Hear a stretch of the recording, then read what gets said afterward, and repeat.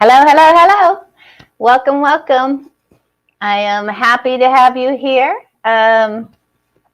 Hello, I'm Amy Shade. I am the host and the producer of the Unstoppable You live stream, where we get you unstuck so you can reclaim your power and create those happy, loving relationships that we all want in our life.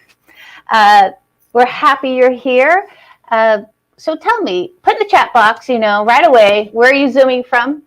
Let us know. Give yourself a shout out. I'm in Los Angeles, California. The sun is out. It is going to be a hot one today. So give yourself a shout out so we know where you're zooming from, because I'd love to hear. I get people from Australia, from all over the United States, and it's always such a beautiful experience to know that we're all together in one place. As I said, I'm Amy Shade. I am an empowerment coach. I reconnect women with their passions so they could break free from the stories that keep them stuck and awaken their confidence so you can live an unstoppable life. This is our 12th the Unstoppable You live stream. And as many of you know, or maybe you don't know, my vision was to create 12 lives to bring experts into your living rooms during COVID. And as the world is opening up, this is divine timing. I'm on my last live. This is it. And as the world is opening up, I think we are all woke to a different reality that we were living a year and some months ago, and we have the opportunity to do things differently, and many of us have been, and to be different. I think that's big, to be different. We have a choice what we want to put out in the world. We have a choice to where we want to put our thoughts and our focus. And this much is what I know after doing 12 of these lives and meeting many of you out there in the audience and the experts on the panel, is that all of us have the ability in us to be resourceful and committed to our lives, even during uncertainty. So I want to ask you, what have you learned about yourself over the past year and 3 months about? Put it in the chat box. Let us know. What are your big takeaways, like what you've learned about yourself during this time? Because yes, in the thick of COVID, I was standing in my living room over there. The sun was out in LA and everything was shut down, and it was quiet, no traffic. And if you've ever been to LA, that's unheard of. Excuse me. I felt isolated, and I was sitting right over there and wondering how many of us, were all sitting alone in our living rooms at the same time, wondering what's next. How is this all going to play out? We were sitting right there in the middle of a major historical event. Think about that. And I was asking myself, what's going to happen with my business? What about my mental health? What about how am I going to pay my rent? How is all this going to play? How is this all going to look? How am I going to work it out? Who can remember something like that moment of how, I'm not sure. And after each question I asked, I kept saying to myself, I'm not sure.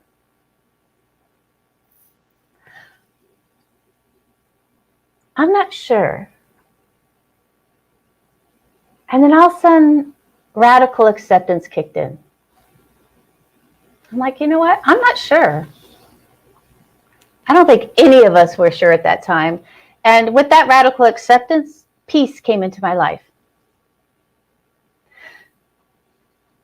And when you have that peace, there's space. So I went for what I knew, my values. What was important to me? Community, connection, freedom, curiosity, and how could I create that? And that's how the Unstoppable You was born. I got out of my own way. I created a show that was inclusive, eclectic, inspiring, fun. I mean, if you've been on the Unstoppable You know that we love to laugh as we learn. And one of the big drives behind the Unstoppable You was that you get your questions answered in real time. That you in the audience, we care about you and we want to hear from you. So thank you for putting all your questions in,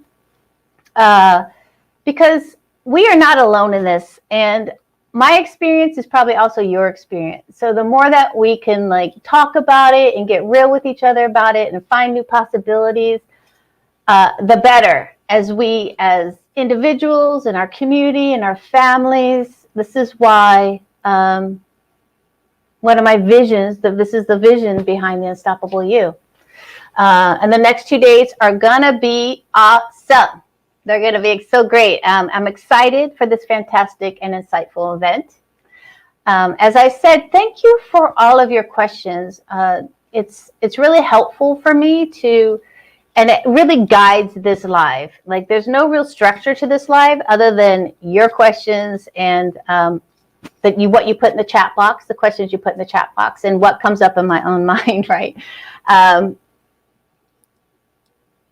So blow up that chat box. Again, hello, Natalie.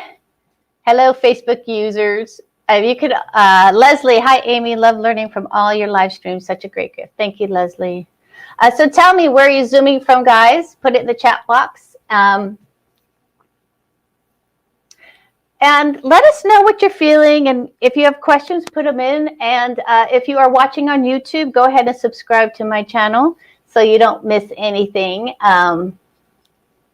Anything that I am doing and upcoming. As you can see, it's getting hot in here already. So let me ask you this. Natalie's from Toronto, Canada. I know you guys are opening up. I have a friend who's living there. So you guys opened up last week. Welcome to the new world. So who here, I want to ask, is seeking to have a connected, empowered life where you feel good? You feel good in your own skin and connected to people you love, and you want to like deepen your connection with yourself. Type me in the chat box. Let me know if you are ready for that empowered, connected life with yourself and others. Leslie's in North Carolina. Put me in the chat box if you are ready to really get that connection in your life. And what excites you about that possibility? What excites you about that possibility of being truly connected to yourself and others? Natalie is ready. Yes. Who else is ready? Put it in the chat box, because I'm all about declaration. You know, until you declare it, your declaration is so important for moving your life forward and becoming empowered. Because we are here to foster that connection. And with that, what's going to happen now is I'm going to introduce you to our experts. We had a change in schedule today because well, this is a live show, right? So things happen. So we have Jody K won't be able to make it today. So we have a speaker coming in to really speak on money, which we love to talk about, women and money. So I'm going to go ahead and bring in Sherilyn and Dr. Ellen. There we go. Just like magic. Hello, hello, hello. Hello. Good morning. Hi, guys. I'm quickly going to go here. Susan Parker says, I'm ready here in Texas. Oh, you guys must be hot in Texas at this point. Summer's coming, or summer's here. Where are we? And Sarah's in Colorado. Welcome, everybody. So I'm going to introduce Sherilyn to you. Sherilyn Chong. She is a toxic breakup and trauma recovery specialist. And yes, she is smart. She helps smart and professional women get over toxic relationships. I know we've all been there. Conquer anxiety and find the love of the right man, which is always the vision, right? She has her leveraging her corporate experience. She uses science, high performance tools, energy modalities to clear trauma and shame quickly so that you can forget the ex and feel fiercely confident and joyfully free. Which we know is such a long sentence. We also have Dr. Ellen. She's a psychologist, a registered dietitian, a national board certified health and wellness coach, a Reiki master. I just got into Reiki like 8 weeks ago and I'm loving it. A mindful self-compassion teacher. Self-compassion is so beautiful. She's known as the midlife whisperer.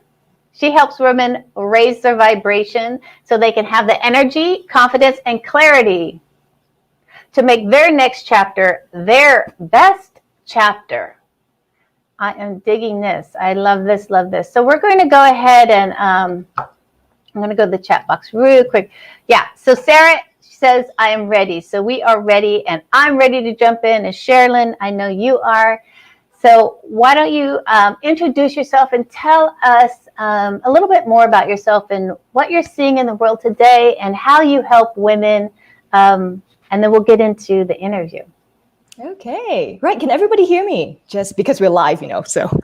Yeah, I can hear you. Hopefully everybody can hear. Okay, great. Because by the way, right now I am in Costa Rica, so there's like birds and stuff behind me. So just in case, like you hear like birds pecking at the window, that's. So we are attacked by birds a few times a day. I know it's hilarious. It's so funny. But anyway, hello guys. My name is Sherilyn. And I help women get out of toxic relationships for good. Not just get out and heal from toxic relationships, but also heal from all that trauma that the ex left us with, because, we want to heal from all of that. And also the childhood traumas that got into the toxic relationships to be in with. And how I got into this was obviously I had a heartbreak, right, from an angry man. And I asked myself, like, why was I with him? He has broken my heart 5 times already. So from there, it kind of begun. I actually created a comic that went viral on Huffington Post, and so many people liked it. And I decided that, hey, whatever I could do to get out of my relationship, I could use to help other people. So it's been 5 years since. The journey has been great, and we have such a great success rate because it really is about the trauma types, knowing why you were in this relationship, and then how to get out of it. And that's what we use, the science and data of things. Yeah. So, yes. Interesting. Science and data so tell us a little bit more about what does that mean, science and data. So can you tell us, go deeper into that? Yes, exactly. So there's so much advice out there. There's just really old school, like time heals all wounds, etc., etc. The worst one is, in order to get over a guy, you have to get under a guy. I mean, all of us have heard of that advice. That's absolutely horror advice. Don't take it ever. It's never really worked. But what we do was listen to up to by now I have talked to over 4,000 of women. And from there, I compiled data using studies, clinical studies, right? Because I have a diploma in biotechnology. So we use data from clinical studies and combine that with what we have discovered from those 4,000 plus women. And then we created a map for how to help each individual one get out of toxic relationships. So for me, what I do is that I create a trauma type assessment based on what happened in your toxic relationship. And then we basically give you your analysis. Why do you tend to do the things that you do? And why is it so hard to let go of that toxic relationship? Because all of us go back to the same relationship again and again and again, sometimes not with the same ex, but with the same kind of relationship, just with a different face, right? So this is geared towards women who have everything going on in their lives. They're very responsible, they're really smart, they're super intelligent, smart and intelligent, but they don't know why they keep going back. So these women appreciate the data points of all these things. It's very juicy. It's all very interesting to know about. So how for the women out there, how describe toxic relationships, what that looks like? Right. So toxic relationships occurs on different degrees. Just to get really like a snapshot of all of this, we keep calling the men narcissists, but not all damn narcissistic. There are different degrees of toxicity. So some people can be really toxic in a very passive kind of way. They're kind of passive aggressive. So that means they shut down a lot. Your partner shuts down a lot, and it really hurts. No action really hurts as well, because no action is also not affirming that they love you. And then you have the guys who come into your face, and they're really angry. So even that, we have like at least 10 types of different kind of toxic people, or toxic men, since we're geared towards women who fell in love with men. And then each one of them, they have a different kind of flavor. And even in between the 10 types of toxic men, you can have like 20 different subtypes. So there's so many different degrees. We have to find out what kind of degree of toxicity that you have in your relationship, and then how you respond to that kind of toxicity. Because the thing about toxicity is, this is what I call redeemable toxicity, is that one, he can be so toxic, but also be so kind and so wonderful at the same time. So people get really confused with that dynamic. And that's why we keep going back to these men. We see them as redeemable. We believe them, and then we go back and the whole thing happens again and again and again. So it repeats the cycle of abuse. So yeah, that's a toxic relationship.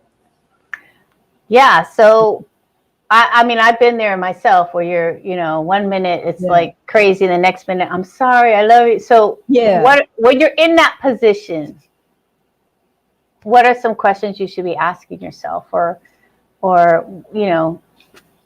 what would you say to women in that position? That's actually a really good question. The first part, what question should you be asking yourself? So first, it's a feeling. Like you constantly have to fix it. Like you're living in there's this pit at the bottom of your stomach. Like, when is he going to ignore me again, or when is he going to come at me again? Because that's how I felt, definitely. In my ex was angry man, but he would be subtly angry because he got along so well with all of my friends, and he was so charismatic. He was so kind, so sweet, but he was so angry underneath. So there was this kind, sweet guy, and suddenly there would be this angry guy, and I couldn't figure out what was going on. I thought I was going insane. So the first thing is the feeling. Are you going insane? Why am I going crazy? Like, I'm trying to, he's so sweet, but I'm going insane. So things like, it's very subtle, by the way, abuse. Oh, yeah, right, Amy, you asked what a toxic relationship was. I didn't quite answer that question. Abuse is very subtle.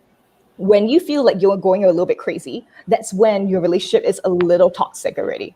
And when you start going even more crazy, you feel like you're walking on eggshells, like any little thing would just spark him off. Either he'll shut down, he'll go away, or he'll come at you. That's when the relationship has crossed over to toxic territory.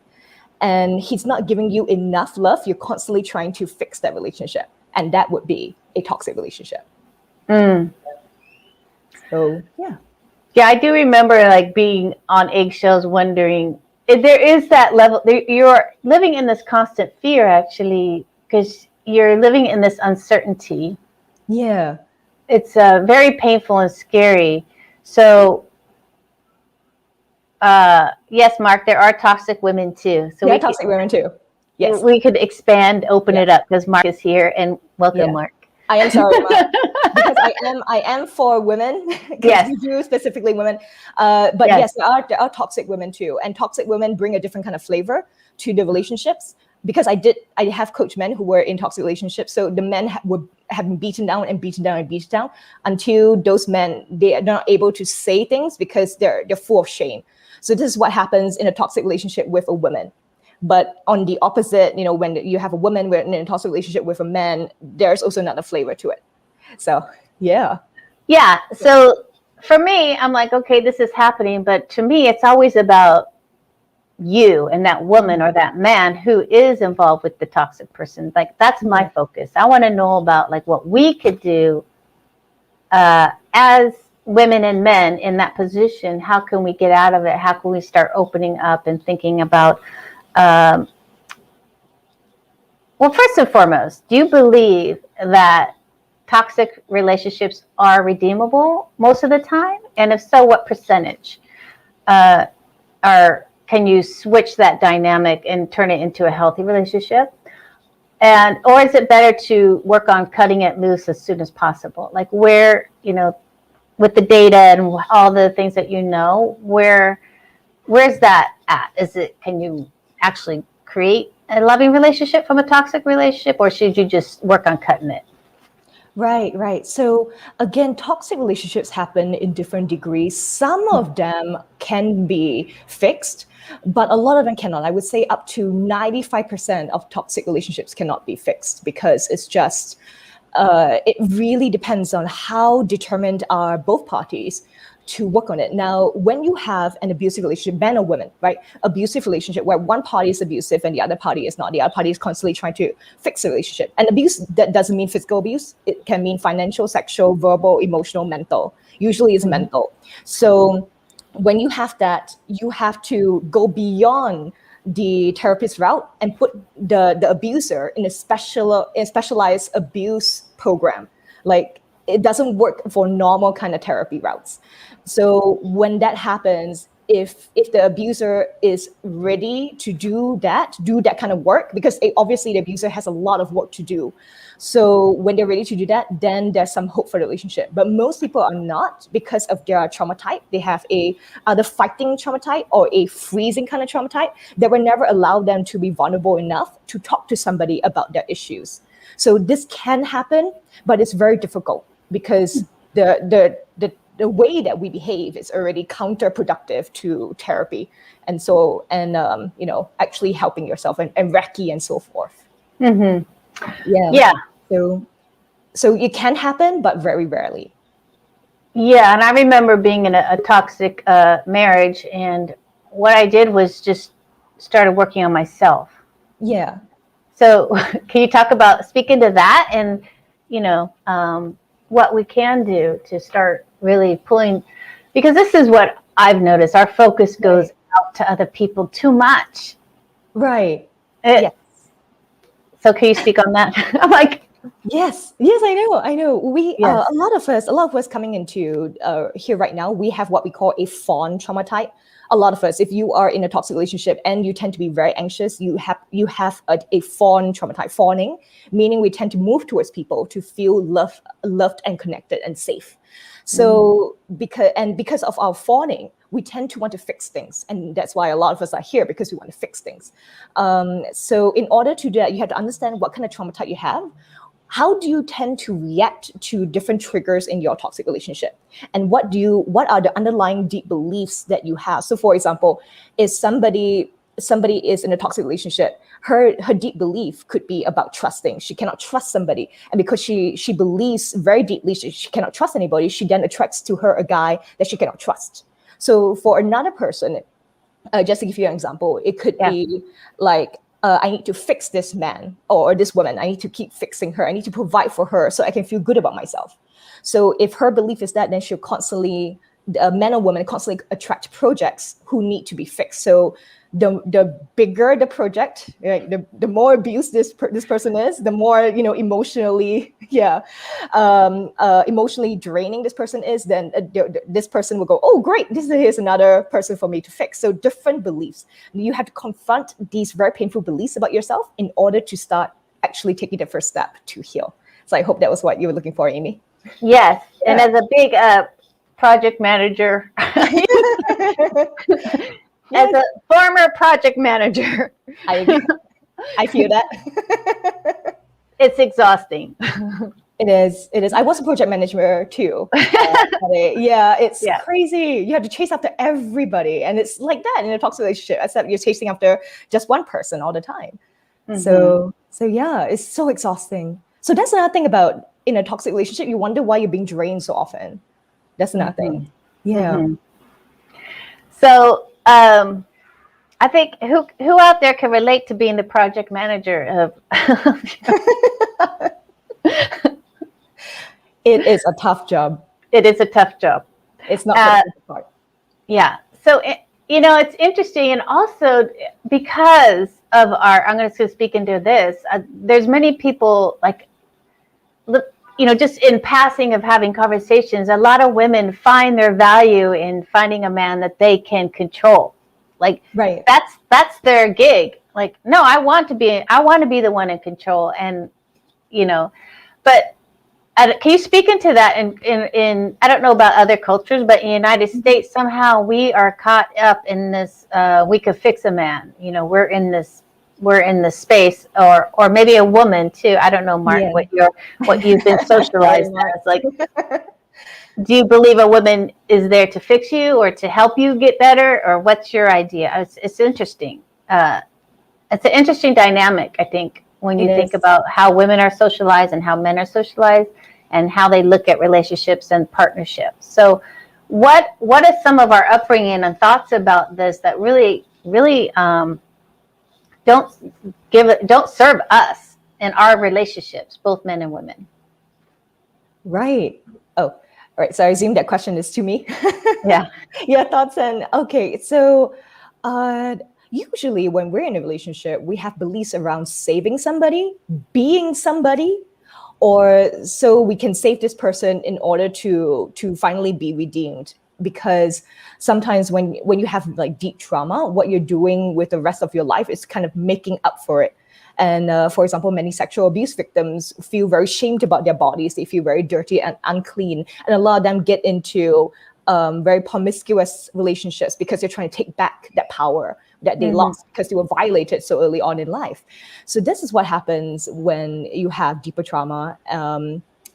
And yeah, the beliefs that we have around fixing people is that if I can fix this person, I can then feel right with this world. And what it really is I am then worthy of love and belonging, and I don't have shame about what happened to me in the past. I'm finally worthy. So if this beautiful, confident, but somewhat emotionally, gone person can be emotionally fixed, I'm then everything is going to turn out right for me.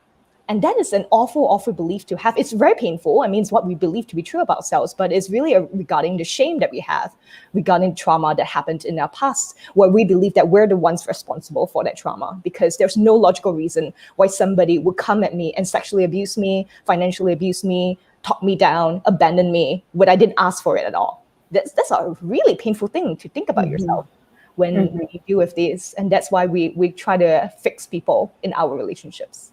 Mm. Yeah. So I just keep hearing the importance of, really addressing your trauma, Yeah. addressing, getting in there, and really discovering who you really are, and how to take care of yourself and not look for others to help you to do that for you. Right. Yeah. That's really important. There is this cliche here where they say that you have to be in love with yourself in order to get somebody to love you. Not really. I'm going to dispel this myth. It's actually you have to deem yourself worthy of love and belonging, so that the shame goes away, and then you can finally find somebody who treats you the way that you know that you deserve. And yes, what you said is so true. We do have to look at these painful beliefs and that trauma in order for us to move on. And sometimes it's just a hard journey. Sometimes it's very difficult because you don't want to. Every single cell in your body doesn't want to. So to do the work is like a Herculean effort, but it can be done. I promise. Anybody who's watching this, and if you have trauma in your past and you keep attracting toxic relationship, it can be done, but just step by step. Okay? Yeah. Yeah, and I think that's I always speak about this in every live that I do. It's like, okay, where you're at is okay. And all of our journeys on all of these experts, with everybody out there, it's one step at a time. It's not like this, whoo, all of a sudden, wow, I'm there. It's like these small steps. So Mhm. what are some small steps someone could take today to really like start getting ready to even like contact someone like you, Shaylin, where you're like, Right. what are, you know what I mean? Like, how can we, just boister that desire and that fire to really Right. to decide, make those decisions. Yeah, exactly. I'm so glad you asked me this. One thing that a lot of people don't talk about is about making a very, very solid decision. You make a solid decision because once you make a solid decision, the goal is here already, and your job is to figure out how to get to that goal. But no matter how long it takes, but the goal is already here. So when you make that solid decision, you've already gotten halfway through. Because some people just flounder around, be like, "Oh, woe is me," and they're really entitled and everything. They become a victim of their trauma. They don't think about getting out there. So when you make this decision over here, you've already gone from a victim mindset, what we call victim mindset, to a growth mindset. And that's actually the first step to truly getting, actually a really big step to getting out of this. And then from there, you can take small steps, but if you take them consistently, empowerment and feeling so worthy and so good within yourself is going to happen really fast. I mean, even if we talk about small steps, but it's going to happen really fast because you start shifting your life using what I call the, what other people call as well, with the 1% shift. Every single day, you make that 1% shift in your life and you get towards your goal. So doing that goal. And then, of course, the second step is to actually practice discipline. Every single time, you're always going to have to check your thoughts. You're always going to have to check what you're doing to yourself. You're always going to have to check, am I overreacting, or is it just my inner trauma? What am I? Who told me that? Who told me? Because you always have those thoughts, right? Oh, you're so fat or whatever. And then you ask yourself, who told you that? And then it's always checking those thoughts. So from there, I think the future is yours, and you can go really, really far. Yes, I hear you. Make that declaration.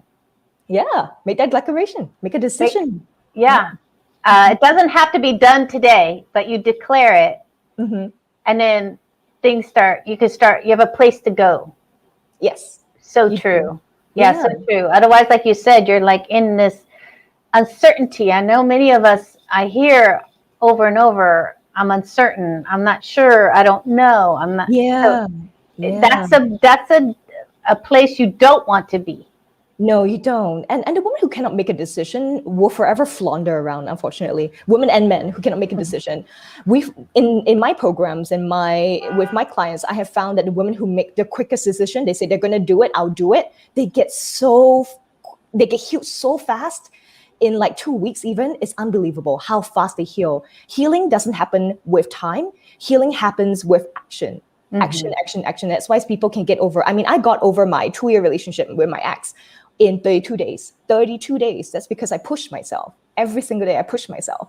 I asked myself what I was doing. Was I doing this correctly? Oh, have you cried? Cry all you can. Because next week, you're not going to cry anymore. Next week, you're going to jog. You're going to get better. You're going to go to the gym. You're going to do a revenge body.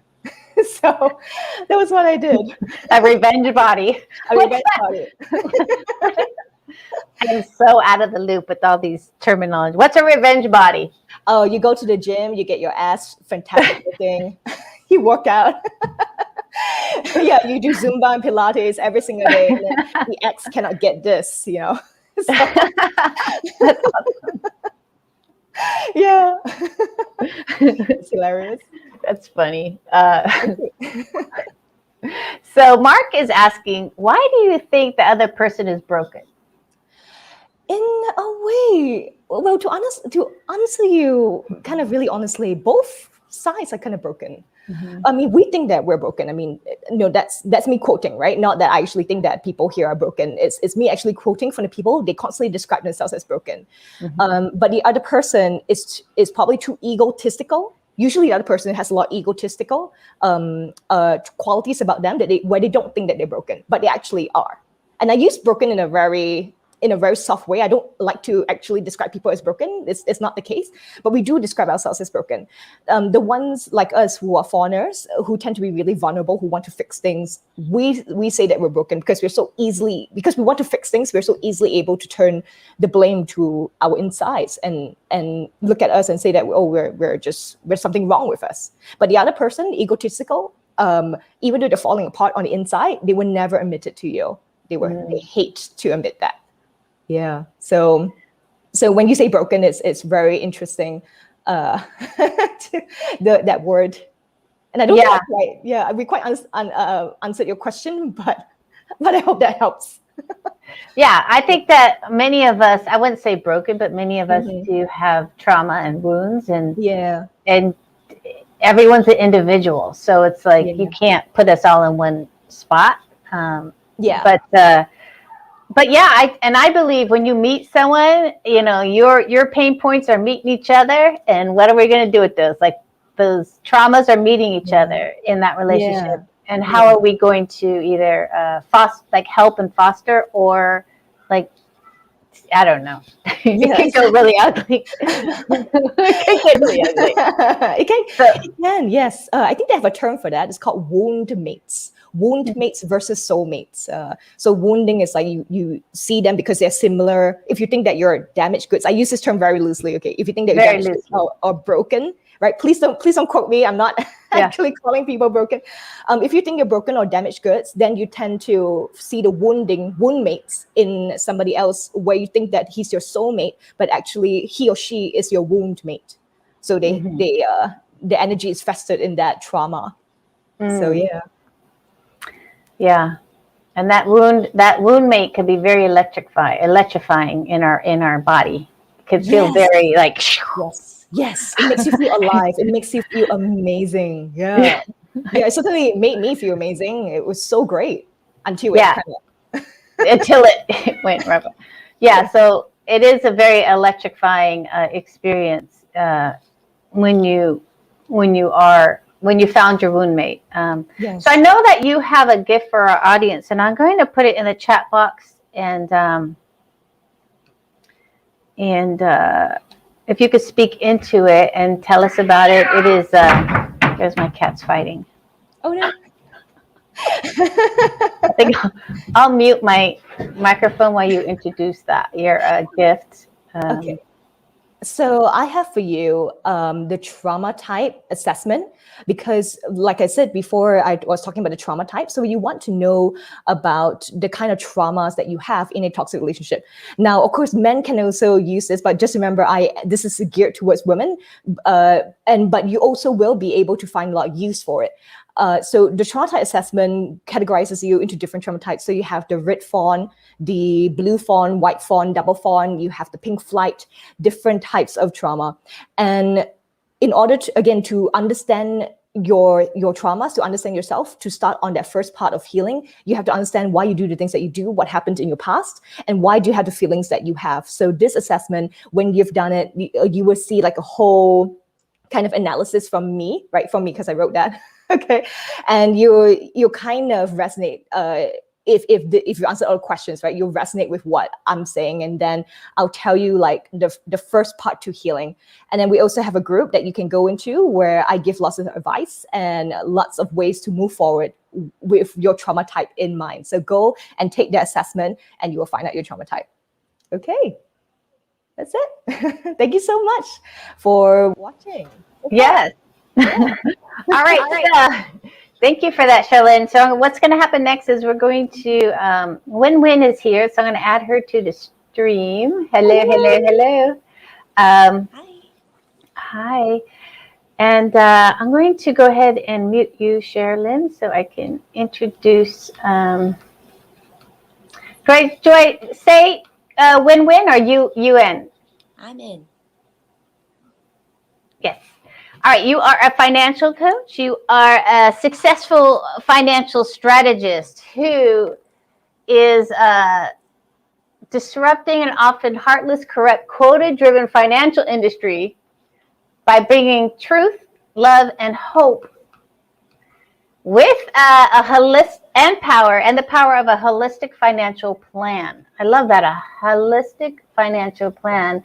And you talk about one family at a time, and she helps women take control of their finances by empowering them with real financial education and wealth building strategies to take back their life for a greater quality of life. It's a win-win. So I'm happy that you are here. And if you can introduce yourself and tell us more about you and who you work with and what you're seeing out in the world today. Awesome. Thanks for having me, Amy. It's a pleasure to be here and really a privilege to be with you amazing ladies that are really trying to help the world and heal how we can, right? And I learned so much about revenge body, because I totally feel you from that. I'm a mom. First of all, I'm a mom of 4. I've been a stepmom since practically 19 years old. She was 3. She's now 22. I have a 9-year-old, a 12-year-old, and a 15-year-old. And, I was working the corporate grind for years and years and years, thinking, okay, averaging about $150,000 to $200,000, I'm set. 401k, let's whip that hair, right? We're good. We're good. And then I quickly realized, wow, was I compromising my freedom? Wow, was I compromising my time with my children? Wow, was I compromising other areas of my life that meant so much more than money? And you're hearing it from a financial advisor, money isn't everything, right? It's not everything. And so I quit my job, which was really the hardest thing that I had really ever done, right? Not realizing I was going to go through a lot more after that. So I quit my job. I felt like, I'm never going to be able to rewind my time with my children. So I made the decision, like you said, it's all about making that decision. And stayed home. 4 years in, found out my husband was cheating on me, and I had to start all over. I really had to start all over.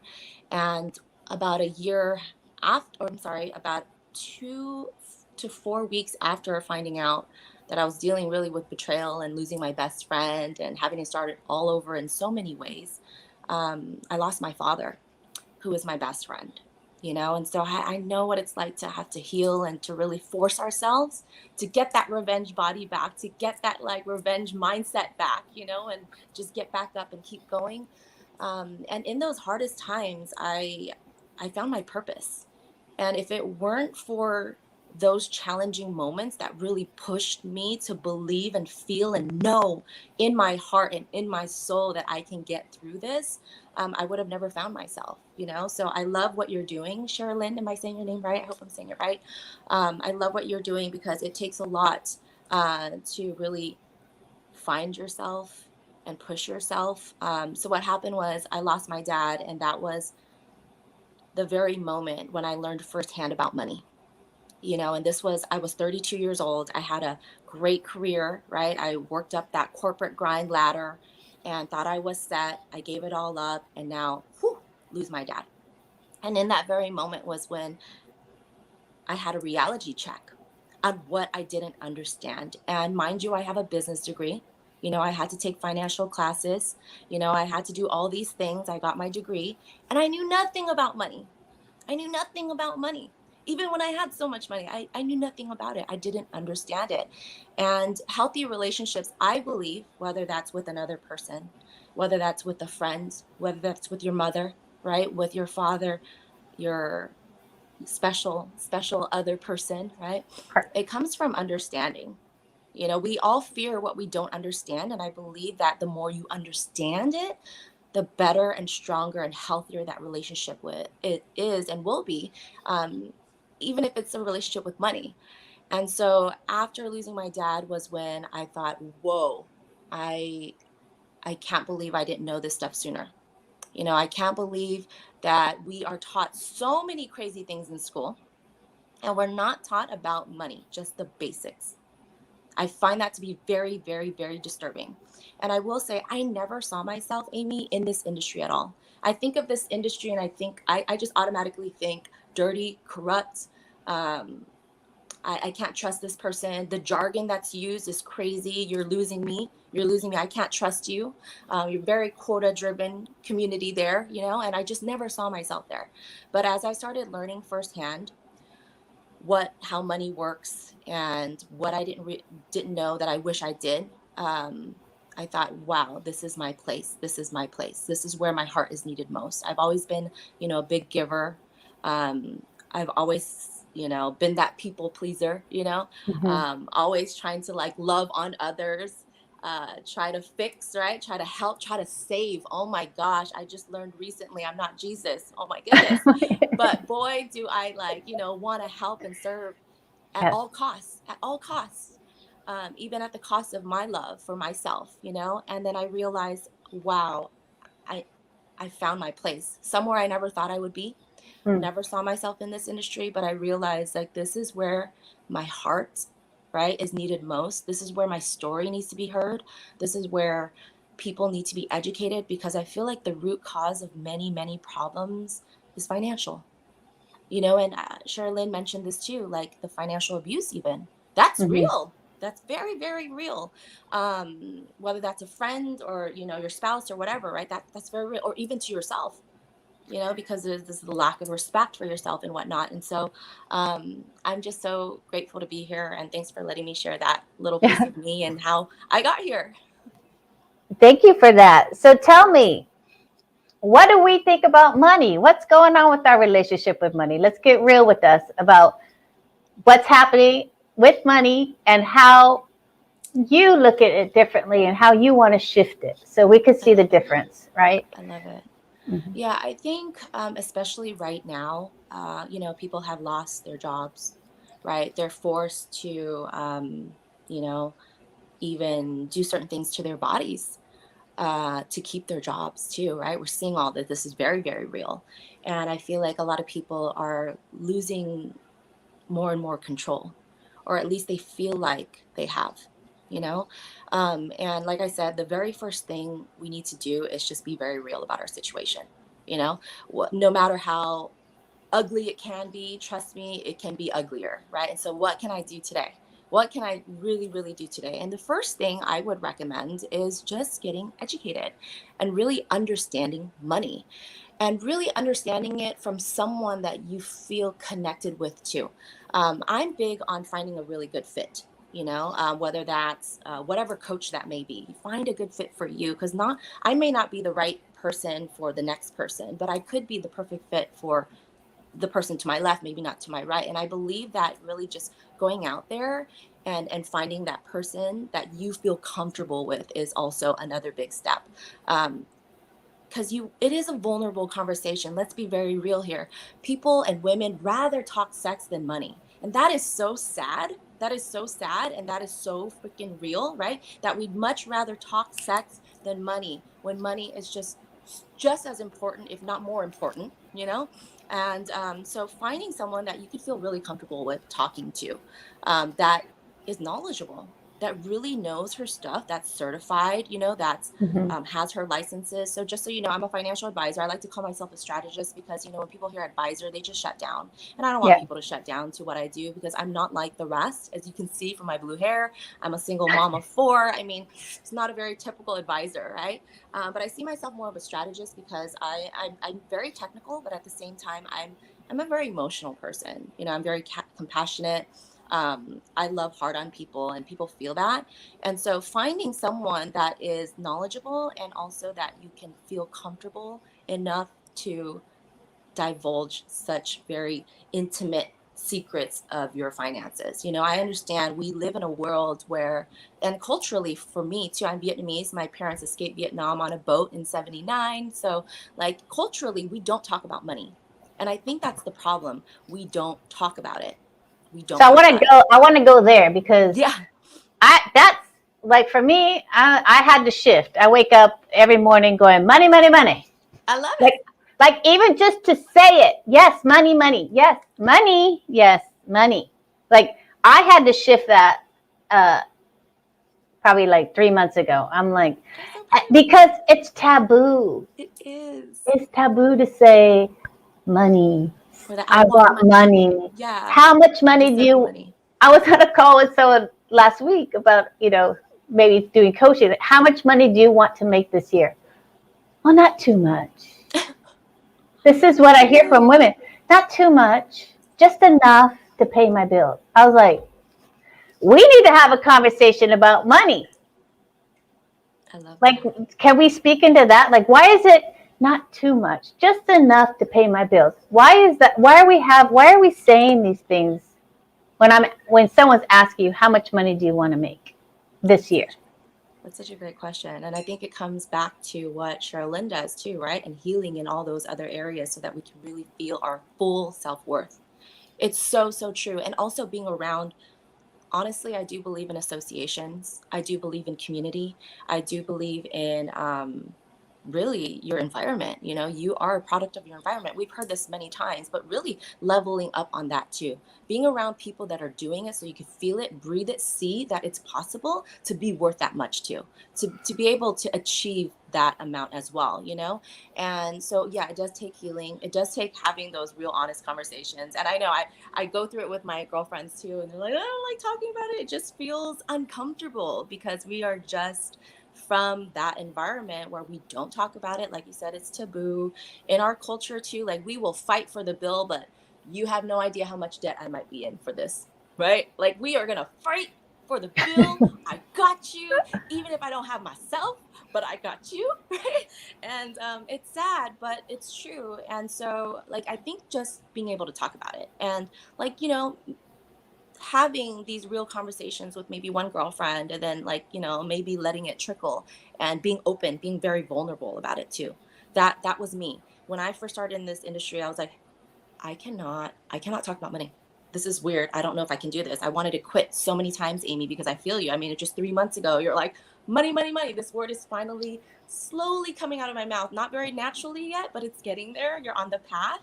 And so for me, it was the same. I was like, we don't talk about money. This is weird. This is so weird. And I had to sit down with my mentor to say, I don't know if I can do this. It's against me culturally as who I am, inherently. It's just weird. Get over it.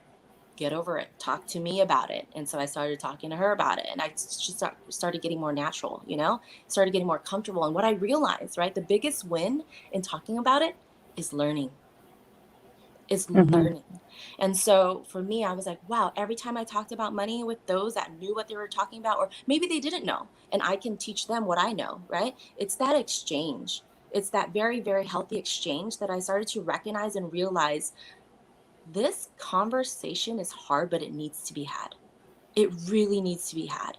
And again, every time I talked, I always learned something new. I always learned something new. Like, we are in this bottomless abyss of not knowing because we don't talk about it, And so, again, being around the right people, talking about it, getting used to it, it becomes so natural. Now I can talk about it like it's an elbow, like, Yeah. like doctors, right? They can talk about boobs like it's an elbow, right? Yeah. They can talk about just like all these private parts like it's an elbow.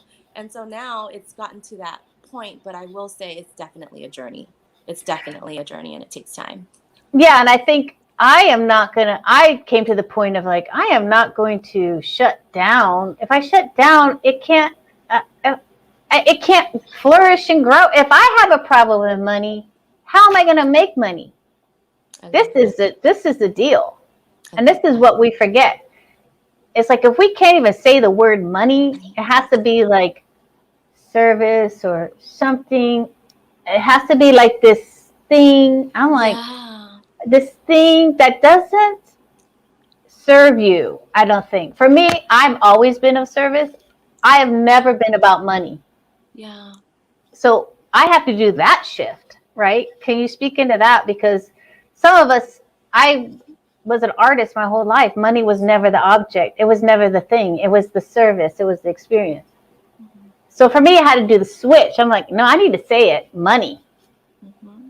So can you speak a little bit about that and how, we all have different, whatever comes to your mind, just say it.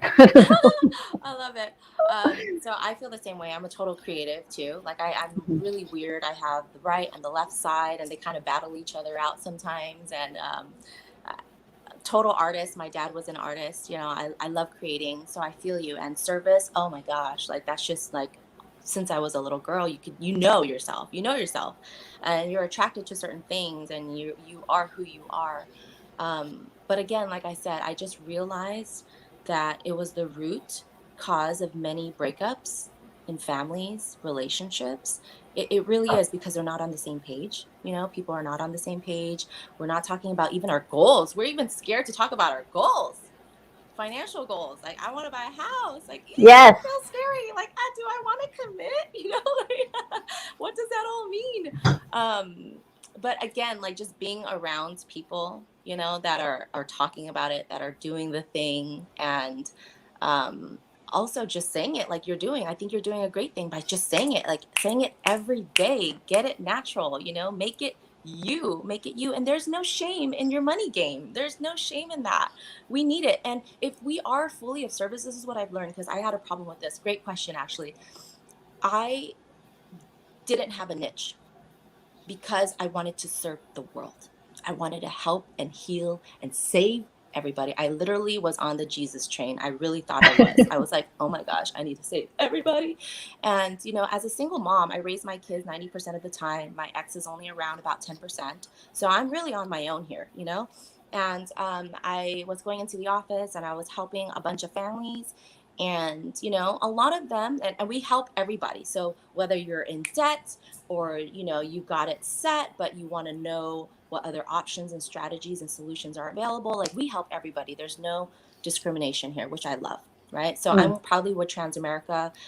Been with this company for 6 years. My parents were clients since 1996. So we have a proven track record in what we do. But I will say it boils down to the agent and the advisor and the strategists themselves, because I can't speak for everyone with our company because we're all independent. But when I first started, it wasn't until about a year ago when I realized who my niche is. And I had a hard time with this, ladies, because I thought I'm disservicing the world by not helping those in debt, you know, but truly, I don't make as much money if I help those that are in debt. That's the truth. Can I still serve them? Absolutely. Can I refer them out to our debt consolidators and specialists? Absolutely, which is great, you know, which is awesome. But where can I maximize on my time and capitalize on my financial wins? Because let's be real, win-win. Let's be real, win-win. You Yeah. are a single mom, okay? You are not a philanthropist yet, right? And what is it going to take to get there? So I realized my niche is a certain, like, you know, a certain quality of individual who's making a certain net worth. Now, I'm not going to say no to anyone that comes to me. I welcome and want to help everybody. But when it comes to marketing to my niche, I want to be strategic, right? And it took me a long time to get there. But I realized the more money I make, the more people I can help, the more I can give back, the more I can really channel this powerful energy with money and behind money in areas that I feel is very, very important. So I had to shift that, Amy, because I'm like you, we're total like, you know, servers, right? We want to serve and we want to do it with all of our heart. And we don't want to say no to anybody because everyone's worth it. But Mm-hmm. I realized, okay, I need to be smarter. I need to be wiser. I'm a single mom. I'm not a philanthropist yet. What is it going to take to get there so that I can really give back in the ways that really do matter and collaborate with those like you ladies, you know? So it's not all on us. It's not all on us. Does that make more Yes. sense? Yes. And I'm Thank going you, to bring Jesus. up, yes. Oh, you too? I mean, we all get into that. So, but I want to bring it back to a lot of us don't want to put ourselves first, and you know. So, can you? And I know that you know, put the mask on yourself first. Mm-hmm. But we still have a struggle with that. So, can you help women like shift that? How can we use questions or like the moment? You know, those moments of financial decisions or those moments of like, am I going to buy this, you know, purse, or am I going to invest it, or like those I moments love of that. like, of where can you help us in that moment, but even the moment of shame, like of like, okay, I'm probably going to do debt consolidation, which I don't. Everyone has their own thing about Yeah. that, but so can you help us in those moments? Like, really, what questions should we be asking ourselves? That's great. Well, the first thing that I recommend, right, and it's not always feasible for everybody, but is sitting down, getting educated, right, and really learning about money. So, because once you learn and understand, you're just in a different state. You're just in a state of empowerment versus like being disempowered. You know, so as soon as you shift into okay, just learning, asking those questions, getting those answers, then you're just in this again position of I'm in control. I'm in control. I got this. I got this more than I ever thought I did because I was scared. I didn't because I didn't know. I was scared because I didn't know. But now I'm not scared anymore. I get it. I get it. And I got me. And so once you're in that position, then you're able to start speaking on your goals, you know, and it's going to take some time. But once you start speaking on your goals and you start tying it to, all right, paying myself first, paying myself first, I'm worth it paying myself first. I've helped so many women pay themselves first, even if it was $50 a month. You know, just starting at $50 a month, ladies, right? Just starting at that and sharing with them really account values that have increased over time with just a small step, you know, and seeing, oh my gosh, my money is growing, my money is really working for me, and seeing that, oh, I don't have to be the only person working hard. My money can also work hard for me. Like, we are a team here. And so once they start doing that, and once they start seeing that it's possible, right, and it's feasible, and that they're doing it themselves, is when it starts trickling into other areas where they're like, oh, should I buy this or should I not? Well, actually, I paid myself first. So mathematically, it's not going to make sense this month. You know, they're like, oh, I already paid myself first. So I can't do that. Versus, you know, whatever I have left over, I'm just going to spend it. No, no. Pay yourself first, and then the rest will follow. Like, it really does follow. And again, just taking the action and seeing for yourself the results, it is a huge, huge incentive to start investing more, right? It's a huge incentive in just building more wealth because you're seeing it for yourself, and you're doing it, and you're doing it one small step at a time. I hope that helps. Yes, it does. Oh, good, good. So I know that you have a free gift for our audience. Do you want to Yeah, speak into that and what that absolutely. is? Yeah, of course. So she's gonna drop my Calendly link. I'm huge on relationships, so I think it all starts with like connecting and chatting. So if you want to do a quick 15-minute um, connect and chat, whether it's to learn financial education, for advice, mommy advice, even, you know, however I can serve today, I'm with it. So go ahead and, you know, connect with me. I'd love to chat. And also, if you're interested, I created a quick under 10-minute free financial education video where I drop 3 winning wealth principles. If you're interested in that, I would be happy to send you that video so that you can, again, get out of that confusion state and fear state and really step into an empowered state of, I got this, and I'm going to get it, and I'm worthy, because now I know. Thank you for that. Awesome. So yeah, take advantage of speaking with Win-Win, aka Win-Win, and yeah, take that next step. And as I say, money, money, money. Like, just Money, wake up with money. it. Let's just Yeah. practice it, ladies and gentlemen. Let's just practice it. Wonderful. So what's going to happen next is, Dr. Ellen, if you could unmute yourself and give us an introduction of who you are again, and then we're going to go into roundtable, and then we're going to go into your interview, Doctor. Let me see. I'm trying to unmute you. I just did. Beautiful. Yeah. Well, so awesome to be here, Amy. And I so resonated with what you said, first of all, about the importance of radical self-acceptance, right? Where when I can accept myself, then things start to change. That strange paradox. And Sherilyn, toxic marriage, 25 years, left 4 years ago, and I am engaged to an amazing man and super happy. So even wherever you're at, and just totally leaned into a completely different kind of relationships and win-win. So on the page with what you and Amy, like, I love money. Like, why do we have this? I don't, this is just insane. So it's such a joy to be with all of you. A little bit about myself. So I've been working with primarily women for about 30 years. I started my career as a nutritionist and worked a lot with people around weight, and realized that I didn't have the skills to help people figure out how to transform. I could say, like, eat this, don't eat that. So that was one piece. Nobody was changing. The other piece was so much more. It wasn't about the food. It was about, like, people were eating because they wanted the dopamine squirts to the reward center to feel good. So we had to work so much deeper. And everybody coming to me was at midlife. So I spent years like developing this toolkit, which I will share some of those tools with you in a bit, but it's just a joy to be here. And it's all about raising your vibe, right? Like, in women, empowering women, and raise your vibe, because it is time for us. We're getting rid of the patriarchy. It is time for that female power to come forward and sit at the table and go, yeah, we are healing, we are here, and we're powerful. But with that self-love piece, that's so yummy that, yeah, we've got to put that mask on first. So a bit about me, but I'll be sharing more later. Beautiful. I love your intro. Love your vibe and your energy. Thank you. So we're going to go to the round table, and I'm going to popcorn a question in from the audience, because they pre-submit questions. So I'm going to do that. And I think, Dr. Ellen, if you can go first, that way you can warm up those vocal cords and get us, like, get us in the Got it. energy.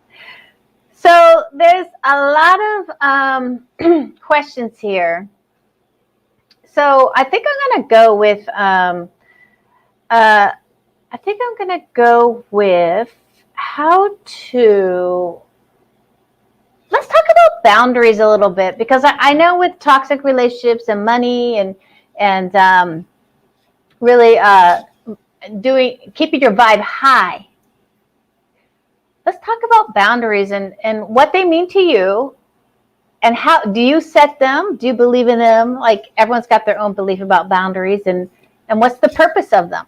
Well, and I think it's an important question. Thank you for that, whoever submitted that. So, Dr. Ellen, why don't you jump in, and what's your thought on boundaries, and how do you use them or don't use them? Because everyone's got their own. Yeah, well, first I have to say I'm a recovering people pleaser. So a lot of us have said that, right? It's like this desire to serve. So setting boundaries is hard for me, but I now do it because I have learned to love myself. So boundaries are very powerful, and you have to start to realize that when you set a boundary and you say, you crossed the line, I'm saying no, or saying no when someone asks you to do something, you're really saying yes to yourself. And shifting your vibe is all about putting it out there that I'm important, I'm worthy, I'm saying yes to myself. And so I definitely believe in them. I definitely use them.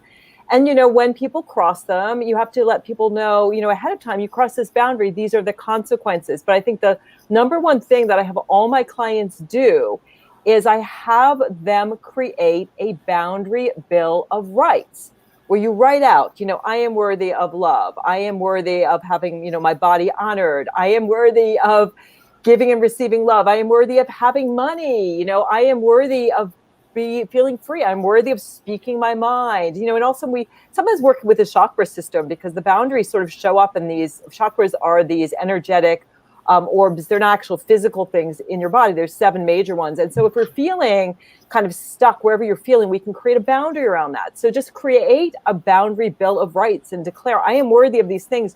You're sending that out to the universe. You can share it with people. And then, there are consequences when somebody steps over the line. You just have to say, whoa, this isn't okay. Like, I had an incident a week ago with a family member, and he just treated me really disrespectfully. And I just had to say, listen, you can agree to disagree, and we can be there with that. But you not have the right to talk to me in the judgmental, demeaning manner that you did. And this was tough, because this is someone I've known my entire life, but you got to do it. Put him in his place, and it shifted the relationship. So definitely believe them, but awesome question.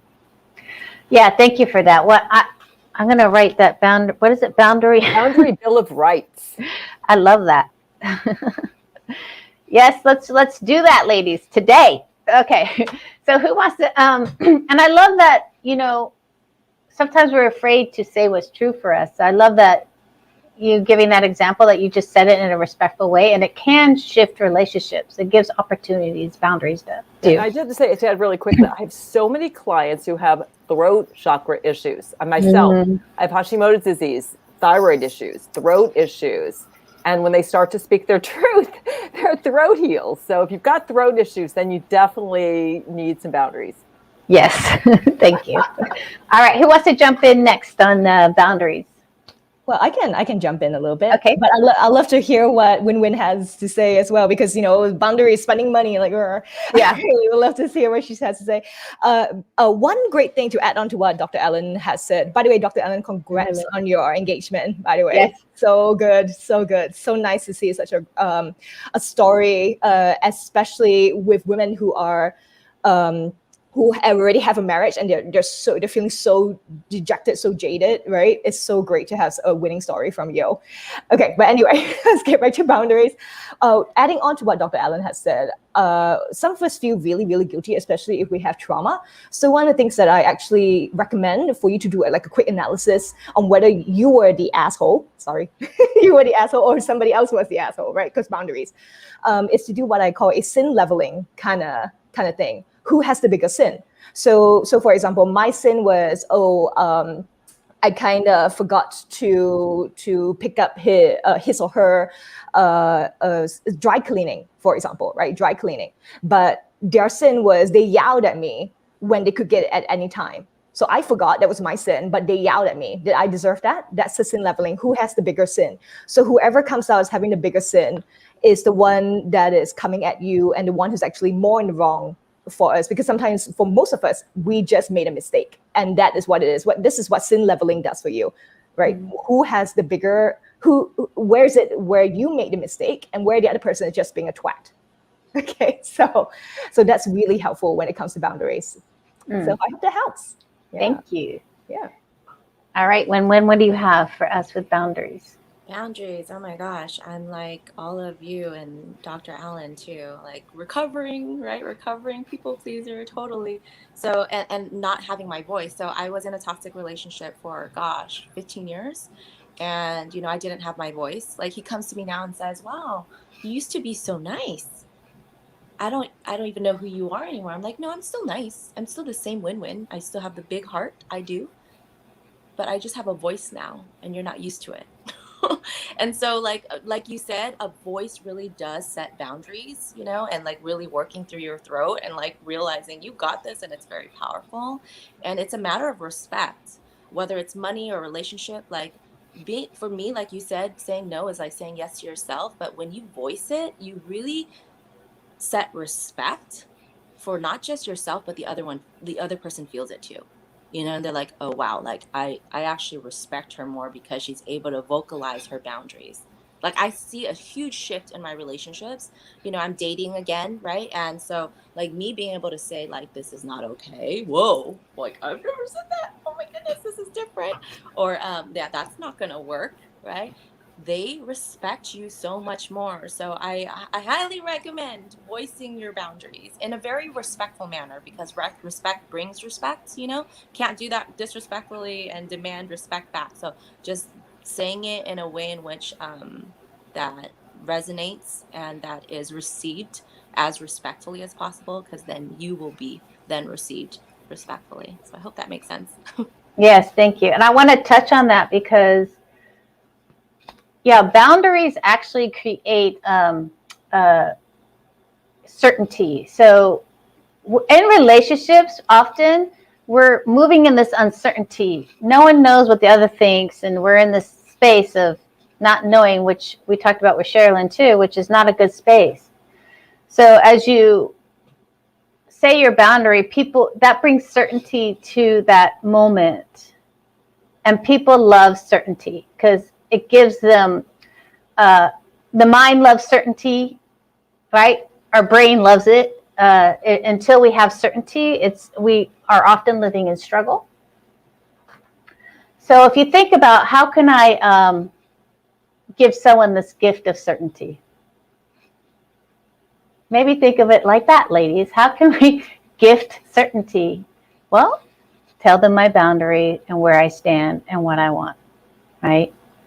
As I always say, like I work with some people who are in dating, like just give them 3 choices, let them have certainty, and then they can choose. So same with boundaries. It's like once you say it, then people can make a choice. And there's always, when there's choice, there's empowerment for everybody involved. And I think boundaries are, yes, it's self-love and sometimes self-protection. If anyone wants to talk about, I mean, I'm all about self-protection. I don't need to prove myself to anyone. So anyone want to speak on that, like self-protection, and anyone want to go there, or anyone want to add anything? I'm interested in what Dr. Allen has to say about the chakra of work regarding the self-protection, because for us, we do like protect energy shields. Yes. Shielding us. So yeah, Dr. Allen. Yeah, well, I would say both, there is, both in Maslow's hierarchy of needs and also thinking about it in chakra terms about the root chakra, it's feeling safe. And your body knows when you are safe. And I think, as Amy was saying, the brain wants to keep you safe. Your brain doesn't give a flying whatever if you're happy. It just wants to keep you safe. You've got this really strong reptilian brain that's constantly scanning this, your environment for danger. It's just neuroscience. Negative, that's why negative emotions are like Velcro, positive ones are like Teflon. So in terms, of boundaries, it's like, you've got to say, am I safe? Whether if you're in, and I think you were saying that, I don't know if it was Amy or Sherilyn, there's something sexy when there's that danger there, right? When there's that tension. I think about Eckhart Tolle's like the pain bodies at each other, right? There's this high anger energy, but you don't feel safe. Mm-hmm. So I think this is the root chakra is about, am I feeling safe? And then also this, idea of with the self-compassion piece, and Kristen Neff, who is a mentor of mine, she's kind of the mother of self-compassion, just came out with a book 2 days ago called, I think it's Fierce Self-Compassion. Self-compassion has a fierce side. So we think about self-compassion as like, oh, it's safe and nurturing, but it is about promoting, protecting, and motivating. So there is this fierce self-compassion that I care enough about myself to keep myself safe, to have boundaries, and your body knows when you are, safe and when you're not. So I hope that answered that. Yes, and I want to talk about, because there's another question, which is, I think we can go into this, like, how to become more secure. And I think you could talk about this with money, like how to become more secure. Like, so obviously they're feeling insecure or even maybe fearful in this world that we are all living in. So I think boundaries is a great way to start feeling more secure. But who wants to speak into that also? How about, okay, Sherilyn, why don't you jump in and then we'll. Me? Okay. Yeah. Now this is something that I don't think people talk about really, but how to become more secure? You simply become braver. You become braver. You make decisions, you stop second guessing yourself. Like one decision per day, if you can make one decision per day where you're not second guessing yourself, like I'm gonna have that rice, I'm gonna have those tacos, I'm gonna eat them, and not feel worried about my weight, right? And things like that, where you just feel good about yourself, and then you start being braver, and I call this getting more wins in your life, winning in life, and then you start reaping the rewards. Like, hey, I can actually do this brave thing and not have it smack me back in the face. And I think that's how you become more secure, because you then become more in control of your life, and then they become braver. So that's how you think on it. Yeah, thank you. When you want to jump into this with the, yeah. Yes, there you go. Yes, I love this. Thank you. I was thinking about security just before you said that. And I was like, yes, this is what all women need and want. We want security, whether that's in a relationship, our finances and whatnot. And I've realized in the process of what I do, not only am I helping families and women with taking more control of their finances through the education, but I'm also empowering them with an opportunity that allows them, right, to create another stream of income through referrals, which is awesome. So like, as you're going through the process with me, you're learning what I know. And so what if you could take what you learned, right, and create another stream of income for yourself to have more financial security with no quotas, right, no pressure, and you're really serving others in a way that you were served as well through your story, through your honest story. And so I think it's really important. I have women that are single moms even, and they bust their butt at their 9 to 5 or their 9 to 8 even. And they are so stressed out financially. They just feel like, I don't know how long I can do this for, but I just have to. I have mouths to feed. And teaching them all this gives them a level of security, but another level of security is then saying, okay, how do we collaborate? How do we make this work so it's a financial win-win for us both, right? And we do that. And so now they have even more security knowing that they don't have to rely on their employer, that they have another out, that they have another stream, and they're not just dependent on one. So I, again, highly recommend that. Highly recommend just being open to opportunities that create more security in your life, whether that's financially, because I think that will bleed through other areas. But yeah, I love the security piece. So thanks for letting me chime in. All right, Dr. Ellen, what do you have any? Sure, just to piggyback. So Yeah. what both Cheryl and Luna were saying. So much of the trick is feeling good now, because when we're working with this law of attraction, if we're moving from this place of, I have these people, I got to get out of debt. I got to get out of debt. I got to get out of debt. I'm lonely. Well, what do we attract? Loneliness and financial issues. So you somehow have to stay in your present reality of, maybe it means, you buy yourself a nice cup of coffee, or, you do a little something for yourself so you feel wealthy, so you feel secure. Maybe it's about having an abundance of food, or looking around. Gratitude is huge too, like thanking the universe for all that you do have. And then also, looking around at abundance, there's an abundance of clouds and grass and trees and food. So leaning into that, understanding the neuroscience of fear, which I talked a little bit a moment ago about knowing that that's just your brain, understanding that fear stands for false evidence appearing real, or face everything and rise, right? And then just, again, what Sherilyn was saying, the bravery, but also courage, which is similar, but courage means core. It comes from the French word core, which means heart. So following your heart, when you trust yourself, when you follow your heart, you feel more secure, but it's all about feeling good now. And so if you're feeling not safe, you need to reach for some neutrality place before you can get to that joy and feeling abundant. Sometimes, reaching for something like gratitude or just feeling kind of peaceful in the moment can help you shift your vibe to that higher place. So you do feel more secure in yourself. Thank you for that. And I'm going to add on top of everyone else. And I do, so my focus is always you first, right? That's always like who's in front of me, it's always you first. So I would also look at what is making you feel insecure or unsecure, so that you can, if it's outside, so we have the control zone. If it's outside of your control, it's something that's happening in this world and you're having fear about it. It's time to like decide, okay, I have actually no control of that. I need to give it up. And what do I have control of? Well, I have control, like I said, like making a great cup of coffee. I have control of having a beautiful lunch with my friends. I have control of deciding if I'm going to go to the beach or stay home. I don't have control of other people, and I don't have control of this big world of ours and what's happening in it. Like, there's no way that I personally can control the last year, which was COVID. If you're going to stress about that, you're going to feel scared and not secure. But you give that outside control up, you give it up, and there's nothing I can do about it, but what can I do here in my home and where I'm at to really create this feeling of security? I mean, I would recommend that. And with that ends our roundtable. Woo!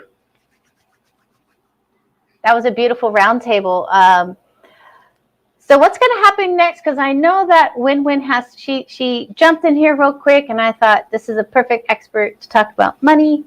So she has to jump off, and let me see here. Yeah, I put your, okay. Yes, so if you could, whoa, did she jump off? Did she jump off already? Oh, there you're back. I was like, whoa, that was quick. So if you want to, I want to say thank you. If you want to say your goodbyes and you're going out, you can do that. Thank you so much, ladies. I learned so much. It was a privilege to be here, and to everyone in the audience, I hope you get a lot of value today. And please take care. All the best. Right. Bye. Bye. And Sherilyn, if you, I think also this is, I could just go with Dr. Ellen and I for our interview. If you want to say your sentiments and your goodbyes to us, that would be beautiful also. Oh, right. Actually, I'd love to stay. I'd love to see what Dr. Okay, great. Then stay and contribute. I just wanted to make sure we're on the same page on that. Okay, great. So Dr. Ellen, unmute yourself and let's go deep. So All right. Tell me what you're seeing out in the world, who you serve, and let's start there.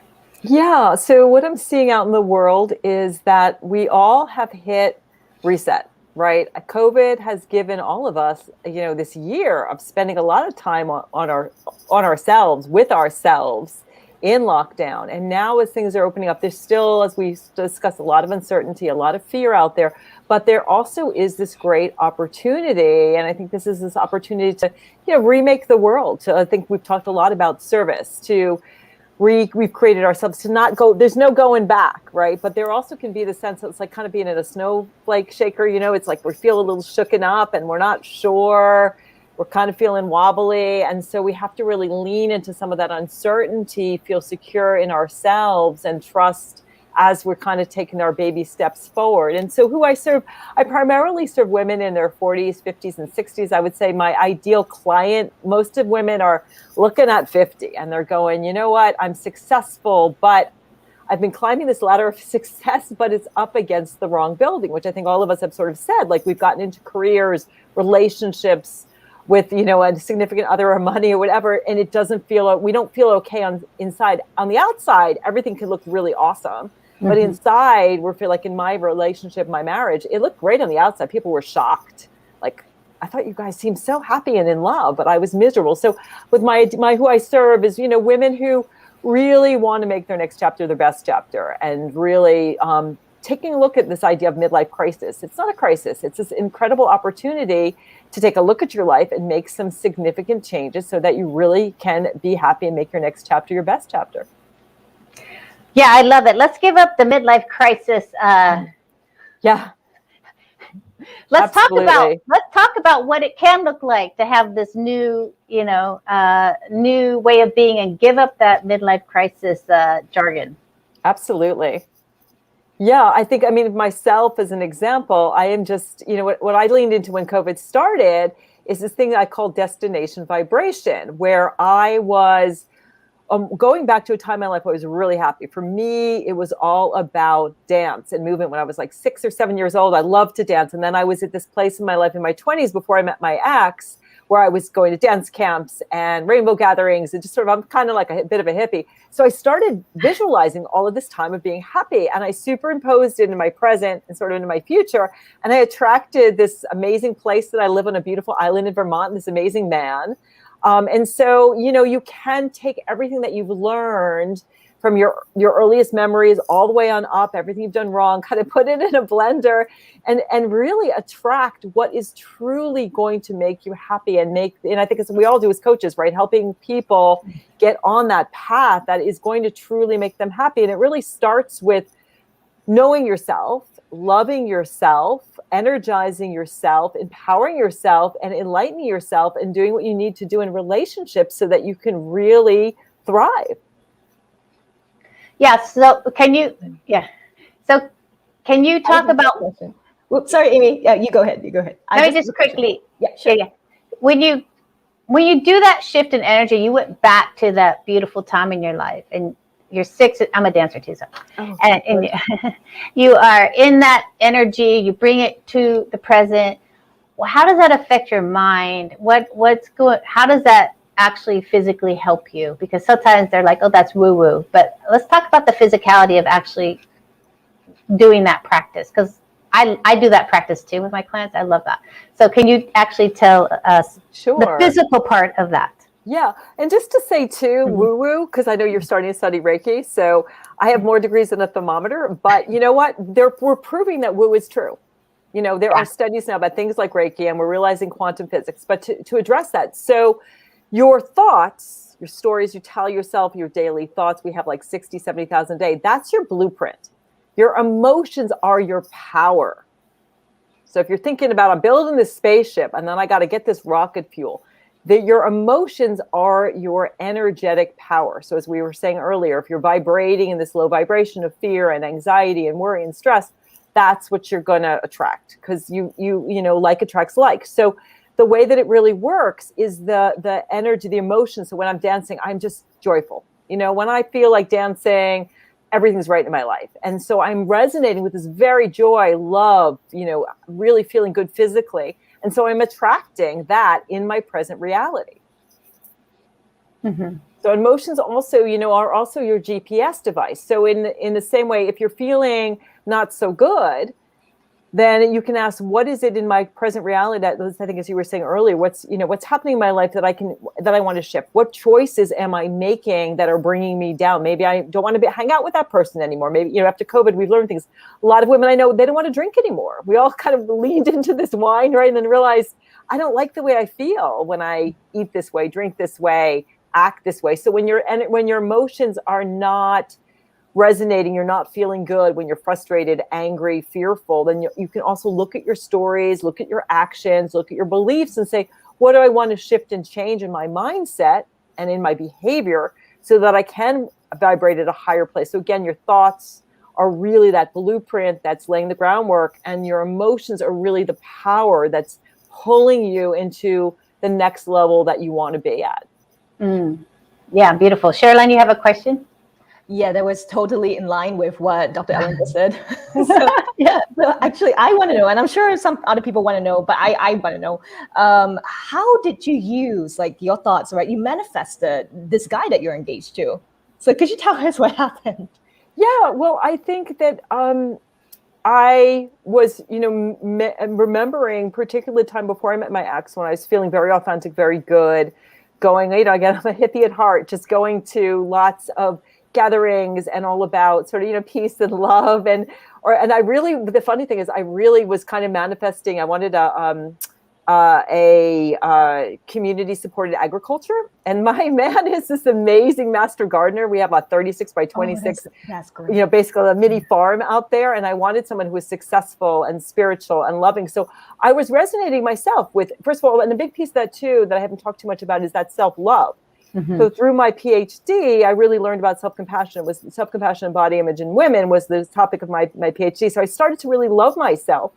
And so when you love yourself, you can't do things that insult your soul. So I was resonating with this high energy of love and feeling great about myself and wanting to live the way that I live, where, I go outside and I put it on my Instagram this morning, pick leaves and put them in the blender and make a smoothie from my backyard, where like doves are growing, are hatching on my front porch, where I see sunrises and sunsets every single day. The lake's right there. The lake is like, 200 yards. So the universe, then that's the other piece too, is that don't worry about the how. Yeah. You don't worry about the how. You don't worry about anything, but you focus on the how do I want to feel? And you start doing things that shift you so you feel that way. The universe knows so much better. I could never in a million years imagine that my life would be this beautiful. 4 years ago, and the funny thing was that my son was going to camp down the street from this island where I live. We would bring him there. And that was the first summer that my ex and I were an empty nest 4 years ago, almost to the day. And I was like, oh, I'm so ready. It's going to be so great. And it sucked. And I was like, I've got to get on another trajectory. And I was watching, Eat, Pray, Love, and seeing, Julia Roberts and whatever his name is. He was so gorgeous. And I'm like, I want that feeling again. So I was like, I want that feeling again. And so that gave me the courage to leave my ex. And then I went through my rebound guy. And then Kenny showed up with his, 24 roses on our first date during COVID. And he had a whole cooler of vegetables ready that he had grown for me to cook. He can't cook to save his life, and I'm a fabulous cook. I'm a dietitian. So it was like everything the universe knew that was best for me, that we can never imagine how good it can be. But we can feel into the energy of what feels good. It's all about feeling good, which is what Abraham Hicks talks about. Feel good. Yeah. So I'm gonna be a woman who is not necessarily feeling good right now, but she has that burning desire, like you spoke about. And how many of us can relate out there that we might be down, but we got this flame, and it might be an ember. At some point, I always talk about this. At some point of our life, it just might be an ember, but it's still there. It never leaves us. And then, so she's in a situation, whether it's her job or a relationship or whatever it is, that she wants to ignite that ember. It's actually like pulling on her. I'm sure many of your clients are in that position when they come to you.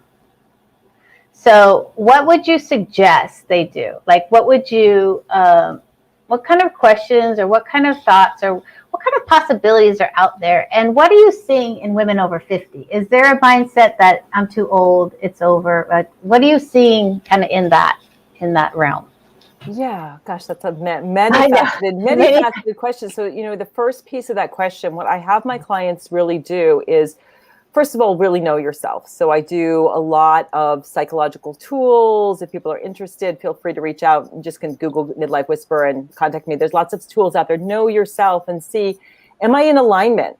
Is the work that I'm doing making me come alive? Is this relationship making me come alive? You've got to really get to know yourself, and you've got to really sink into your heart. I think in our culture, we're trained, everything's supposed to be up here in our head, in our minds. And the mind is a wonderful servant, but it's not a great master. So you've got to lean a little bit more into your heart. Certainly coaching is a great way to help you get there much faster. What I often have clients do is first to really get to know yourself, and then work on loving yourself so you're attracting what's in your highest interest, working on raising your vibe energetically. And then also a lot of what we do is we prototype. I never want anybody to leave a relationship, leave a job, and sort of be out in the cold. So like with the relationship, for example, let's prototype. What could we possibly do to make it better? Test everything we can do to make it better. Unless, like what Cheryl Lynn was saying, and like where my relationship was at, if you're in a relationship where it's clear the other person isn't willing to change or do any work, and you've shifted and changed, but how can I make it better? Same thing with the job. What can I do to make it better? How do I lean more into my strengths? We don't try to correct weaknesses. That doesn't work. You get other people to support you, and you start to see, well, what else could I do? Could I ask for more challenges? What do I do really well at my job? So lean into how do I make it better? And, if it really feels like I want to make a shift, well, let's start doing some informational interviews, thinking about what did I love to do as a kid? So get really curious about what lights you up. A lot of my clients might want to volunteer, so maybe they'll stay with their job. So you don't want to just make sudden shifts, because that can really put you in a really bad space. So do some prototyping. And then, also working on all your overall energetic vibrations. So if you're listening, you are an energetic being. Yes. This isn't just me saying it. It's Einstein. We know that matter and energy are interchangeable. So by working on shifting your vibe, so if she's got that little amber, how do I feed that? How do I take care of my body? So my work is very much rooted in the body. So how do I eat better, sleep better, deal with my stress, get enough water, move my body every day? How do I shift so I have a higher level of energy in my body?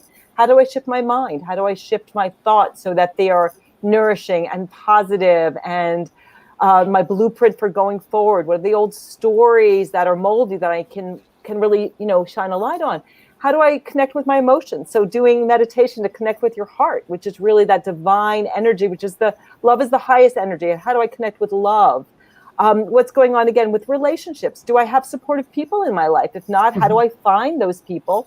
And then also spirit. Spirit's all about finding meaning and purpose. So we kind of look at these sort of the 5 areas that I have people look at to raise their energetic vibration, to start testing what's working, what's not working. I'm also doing a little bit of work, but there's a wonderful book out called Designing Your Life.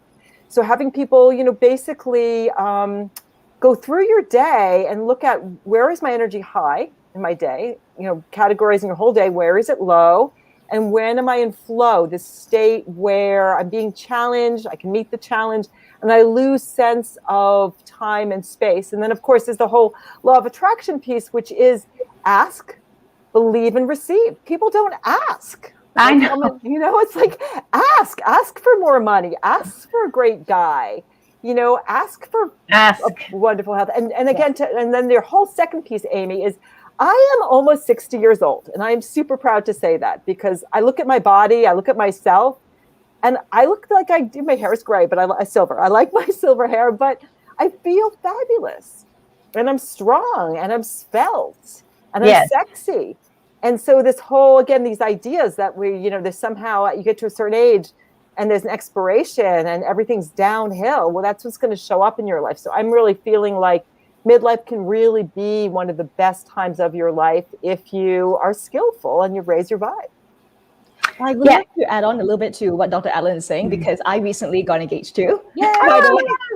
Everybody's so high vibe. So I, exactly like what Dr. Allen was saying, she said, ask and you shall receive. So in my head, I asked for 2 months before I met my guy.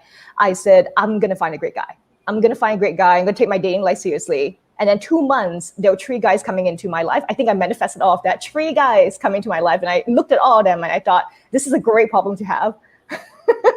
And just like you, right, Dr. Allen, it's a great problem to have. This guy is coming to my life. I chose one and, worked out. So there you go. Manifestation, ladies. Manifestation. Yeah.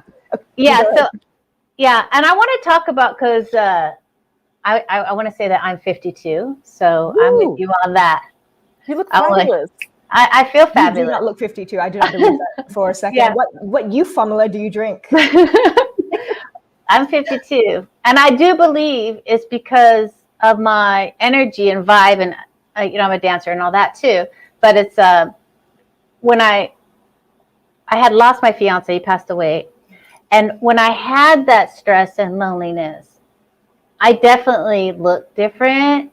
Everything changed, and as I was healing and getting better, people would be like, "You look so great. Last year you weren't looking so great, but this year, what are you doing?" It's like you start. When your vibe and your vibration changes, the way you look changes, and the way your skin gets better, and your everything just starts flourishing, your energy. So I believe in that. So can you talk about energy? I know you talked about it, but just like the shifts you see in people because I think we try to think ourselves out of it instead of change our energy to get out of it.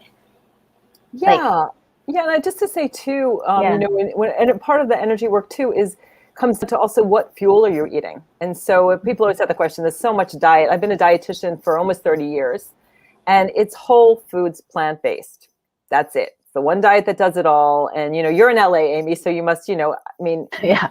Your food makes a huge difference. I mean, your body is made of cells. So if you're eating food that is, coming from sunlight, that's mostly organic, doesn't mean you need to be vegan at all. So shifting energy, what I'm seeing is people don't get it. They don't understand that you are responsible for your vibration, and you can shift your vibration. So what that does, when they don't believe that, it puts them into that victim mindset. So they're always like blaming this person, blaming that person. It's, there are a lot of people who found ways to be innovative and thrive during the pandemic. And there are a lot of people who really sunk. And so, I think that with your story, Amy, of just, you have to accept where you are at. You have to look at, what are my strengths? What do I love? Get to really know and love yourself, and understand that you can shift your vibe. I used to be at this place, and it's shifted for me during my dissertation when I discovered self-compassion. I used to be all about self-loathing. I was one of those women in my 40s on the gym floor, working out 46 hours a day, cut up to the nines. I was like an alcoholic working in a liquor store. And no matter how many weights I lifted, how little I ate, I looked at my body, and I didn't like the way I looked. There was this self-loathing that was pushing me forward, that was saying that if you beat yourself up, you'll love yourself. You'll get to this place, but you never get to that place. You get on this hamster wheel where you're like, and that's what I see a lot in our society, particularly, in our sort of medical establishment, where it's this idea of, you've been really bad, so now you've got to beat yourself up, like that Jillian Michaels, right? You've got to work out 12 hours a day and eat nothing to get to this place where maybe you can love yourself. And now what I do is we start, and I'm sure you do the same thing, and we start with the self-love. Yeah. We start with the self-talk, and self-compassion there's three elements of it. It's being kind rather than judgmental. Common humanity, knowing that everybody fails, everybody makes mistakes. This is normal. It's like, I think that the Mark was saying earlier, fixing it. We're all broken.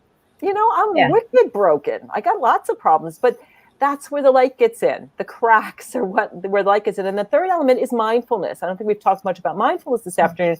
Mindfulness is powerful. It's being mindful when you are stressed and struggling. Mindfulness also means being present in the moment. When you're present in the moment, this is where it's all happening. So no matter where you are, you can learn how to be mindful. You can just focus on where you are at, and everything will fall into place when you love yourself.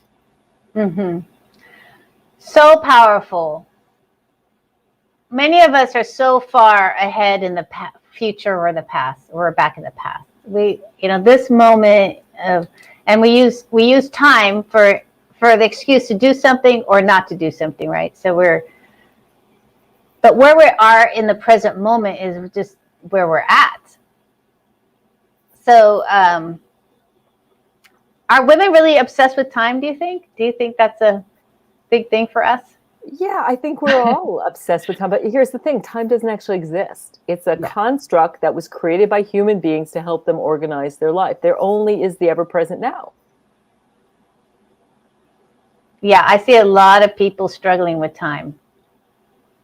That's I don't have enough time. I'll do it later. So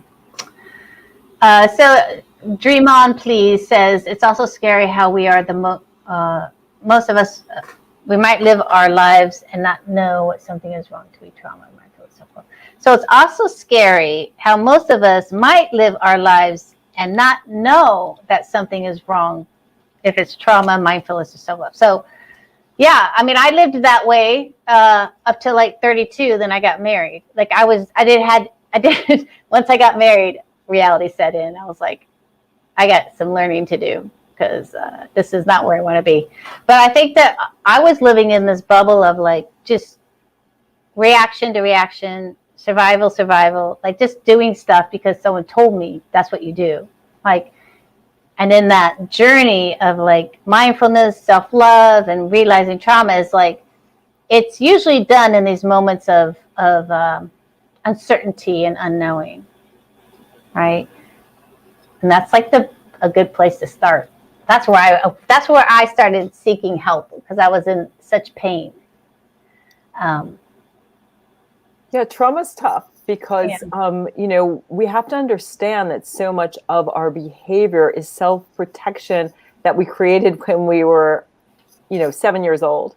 Yeah. And so these tapes, and when you start to realize that, like I had something happen to me the other day, I was, triggered, but part of me was like observing me going, okay, this is ridiculous that you're this stressed out about this. And when I actually had this meeting with this person, it wasn't even about that, but I knew it was a story. So much becomes about observation. It becomes about, and I wrote about this on my Instagram today, is about the wounds happen when we face our fears, when that piece of self, we accept ourselves as we are. We notice when we're feeling wonky, when we're feeling like we've been triggered. And then you feel it in your body. Trauma, fear, all of those things are felt, are physical sensations, emotions are felt experiences in the body. And when we feel it in our body, it doesn't become so scary anymore. And we can start to excavate it. I was talking to a friend of mine, horrible sexual abuse as a kid, a dear friend of mine, and she's doing a lot of physical body work and stuff to get that crap out of her cells. And so energetically, we can start to work on that trauma, and the self-love is a piece of that. The mindfulness is a piece of that. But we can, from the moment we're born, the moment we leave the earth, there's always opportunity for healing, which isn't about curing. It's about wholeness. Yeah. So true. So I know that you have a gift for our audience, and I'm going to put in the chat box your Raise Your Vibe quiz. Everybody loves a quiz. Yeah, it's your Raise Your Vibe quiz. So if you're thinking you're out there and you're listening, I don't even know where to start with this energy stuff. I didn't even know I was energy. It's the Raise Your Vibe quiz. You can just go to, get the link there, or just go to raiseyourvibequiz.com. It's a series of questions. It takes about 2 minutes, and it will show you in the areas of body, mind, heart, spirits, and relationships where you are excelling and attracting things, and where you want to work on your vibration. So actually we'll score all that. It's also will provide you with an opportunity to meet with me. Happy to gift you a coaching session to help you make those kind of shifts so you really can make your next chapter your best chapter wherever you are at. Beautiful. Well, ladies, we sealed the deal today. I mean, as I say, this Unstoppable You was a big vision of mine, and you have fulfilled that vision for me. Thank you. There is that feeling of like, yes, this is exactly what I wanted to bring out to the world and to bring to fruition. And you ladies definitely brought it. So I appreciate you. We appreciate you too. Thank you so much for having us here and letting us connect to each other. Even though Win-Win was a last-minute addition, it was so great to hear from her. So great to hear from Dr. Allen. And again, congrats on your engagement. So happy to hear that. Yeah, it's awesome. It's a whole different story at midlife. It's so I feel like a teenager. It's really fun. Oh, that's great. I love it. Yeah. Love that. I would love to tell your stories to many of my clients. They need that. So, all right. So Dr. Ellen, thank you. Sherilyn, thank you. Thank you so much for having us here. All right. And have a beautiful rest of your day. Thank you. All right. All right. So, what a great first segment. So awesome. Beautiful speakers. Great takeaways. I would love to know some of your takeaways. And really, what a beautiful eclectic panel because while we all, are in different areas of coaching or coaching modalities, really, it's you. I hope you understand and feel that energy of self-love, like that need for self-love and curiosity, and to really, take the blame off of everything and find ways to go inside and to question and to bring, as I always say, put you first. Are you ready for that? Are you ready to put yourself first? So we're getting ready for the second half of speakers, and they're all kind of coming into the green room. But I do want to talk about, talk into that many of you filled out the survey, and I want to say thank you. And as you see, I try to put questions that are going to answer your questions, even as I see that you want to focus on, healing relationships, communication, really finding your self-love and confidence. And what's really fascinating about that is, many of us are trying to figure out what to do in these circumstances that we're in. And whether it be a bad relationship or, not feeling confident or not liking our work. And in the work that I do with my clients, what I notice is really happening, and I think we might be reluctant to say, and you might have been hearing it throughout this whole segment, is that we might be asking the wrong types of questions. And when we stop asking questions about fixing the circumstances and actually start asking questions to yourself about, like, even the question of, what do I want? I mean, what do you want? What do you as an individual want? Who do you want to be in these circumstances even? And are you being the person that you truly know yourself to be? Are you proud? Are you happy? Are you fulfilled? Right? And I've been talking about this through this whole live, is like, those are the questions that I really want you to ask yourself, instead of asking those outside questions. Because I remember being there and looking for others for my happiness, looking for others to make me feel better, to feel confident, looking for others. And actually, I think I was like really waiting for their approval to have what I wanted. And I'm thinking back on that. I'm like, this is my time. This is my space. And I think I wanted what everybody wants. Self-love, connection, hope. I mean, don't you want hope? I mean, and I'm going to tell you that in my own journey, I have found that the only person that can give that to me is myself. And as I said earlier in this opening, during COVID, over there in the living room, I had to switch my questions from, doom and gloom into, how can I thrive, and how can I help others, and how can I make the best out of the situation so I can live my values. And we talked a little bit about values, but not too much. But I want to ask you, what are your top 5 values? Put them in the chat box, because I'd love to always know your values. Like, what are your top 5 values? What do you truly value?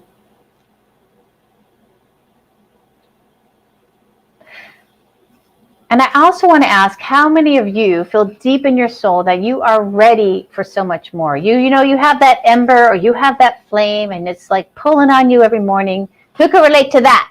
Like waking up every morning with this drive in your heart, this fire inside of you, and you're ready.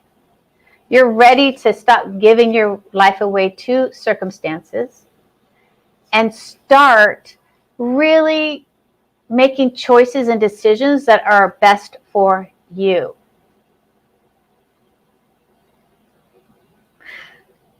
So if you're ready to like give away, stop asking those questions about outside of yourself and go inside, find your voice, shine brightly.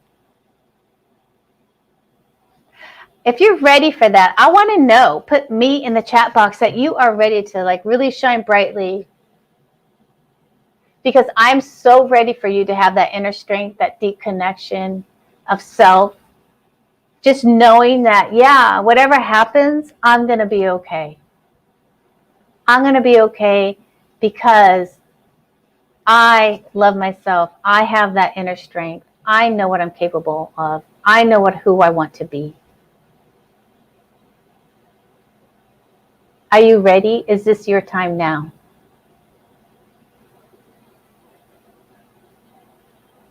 And if you'd like personal support,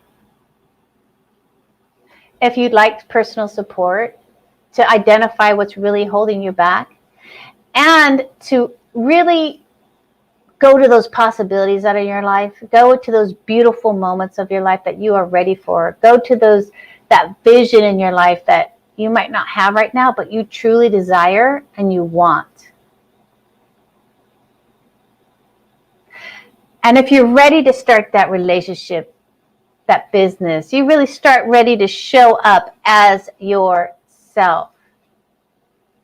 then I'm going to pop my Calendly link in the calendar for you to book a call with me so that we can talk. What we can do is that we can get that ember and turn it into a flame so you can have the life that you truly desire. Yes. Natalie has that ember every day. It's my time now. That's right. The thing is, like, we all want to be seen. We all want to be loved. We all want to feel like we are grounded in this world. We are grounded in our power. We are grounded. And as the world might be, as we saw, going crazy, we are grounded in our peace, in our love, in our understanding that we are here. We are where we are supposed to be. And we're here to do good. And my life, your life, does not depend on others' thoughts, ideas, or comments of us. I'm always about you. You first. You first.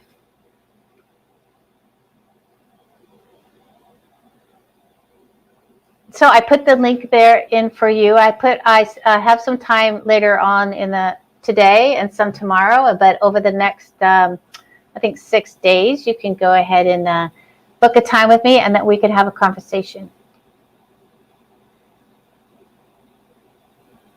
Because it's a beautiful thing to have someone on your side. It's a beautiful thing. So we are about to start our second segment of The Unstoppable You. As I said, I'm so happy that you are here. If you missed the opening, I'm going to talk a little bit about how this came to be. I created a vision. I made a declaration to do 12 lives during COVID. This is the 12th one. So I am taking in the celebration of that. I'm taking in the fact that over 12 lives, I got to meet beautiful experts. I got to engage with you guys out there in the audience. Some of you watch every live. Some of you are new to the live. But this was a stretch for me. This was not something that was easy for me. And I think when we spoke, we're going to talk more going on within the Unstoppable You today. But what you're going to notice is, and what I'm going to tell you is like, was my eye level, and I had to go up. I had to go for a stretch. And when we stretch, we create a gap. We create space. So me making that declaration, like Sherilyn was talking about, you make that declaration. My declaration was, I'm going to do 12 lives during COVID.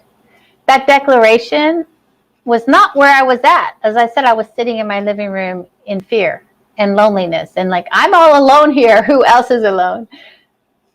So what declaration can you make today? If you have a declaration, put it in the chat box and let me know. Because once we make a declaration, man, our fire, that ember, Natalie, once we make that declaration, that ember starts getting more ignited and more on fire. So, and then we become more resourceful and figuring it out. So if anyone has a declaration, put it out there. I don't know what my new declaration is going to be, what my new stretch is going to be.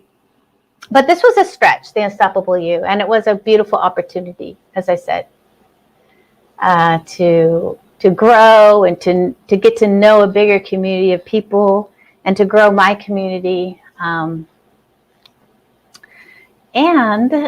I'm happy that you are here. All right, the experts are popping on. I don't know if you heard that, but boop, they're coming in. So what's going to happen is I'm going to go ahead and start letting them in and help get ready to grow this space from 1 to 4. And I will go ahead and start adding in. Hi, Dr. LaShonda Green. Hi, how are you? Alicia, hello, how are you? So I'm happy that you're here. Everyone's excited. Can you, do you know how to mute and unmute yourself? I always like to ask. Yes. Okay. Yes. There. There. So at the bottom, it's like it has mute, stop cam, share. Yeah. Yeah. Edit So you mic, can, stop mic, cam, edit audio. it doesn't have mute. No. Huh. No, it doesn't. Well, I can mute myself. Maybe I can mute you. Yes, I can for some reason. All right. So those are the logistics going on. We're still waiting for one more speaker. And this is the second half of the Unstoppable You. Joanna's not here yet, so I'm going to start introductions, and we might have to do a shift of order just in case, so if she comes late. All right, so we have Alicia Lincoln. She is a holistic personal stylist, which is I'm super excited about as things are opening up to get a new wardrobe. She is a personal fashion stylist who helps women look current, feel confident, and stay true to themselves. For over 20 years, she's worked with a wide variety of well-known brands, celebrities, and publications, including Carrie Underwood, Serena Williams, Tina Fey, and the Oprah magazine. Her latest blog, she provides inspired styling tips and insider tricks that make fashion fun and approachable. I love the fun part. Helping her clients look polished and put together. While she's not working, she could be found with her husband and 2 kids in downtown Manhattan. Beautiful. And I know Joanna just entered, so we're going to put her in. We're going to introduce Joanna. She's the Soul Love Mentor. Loving that.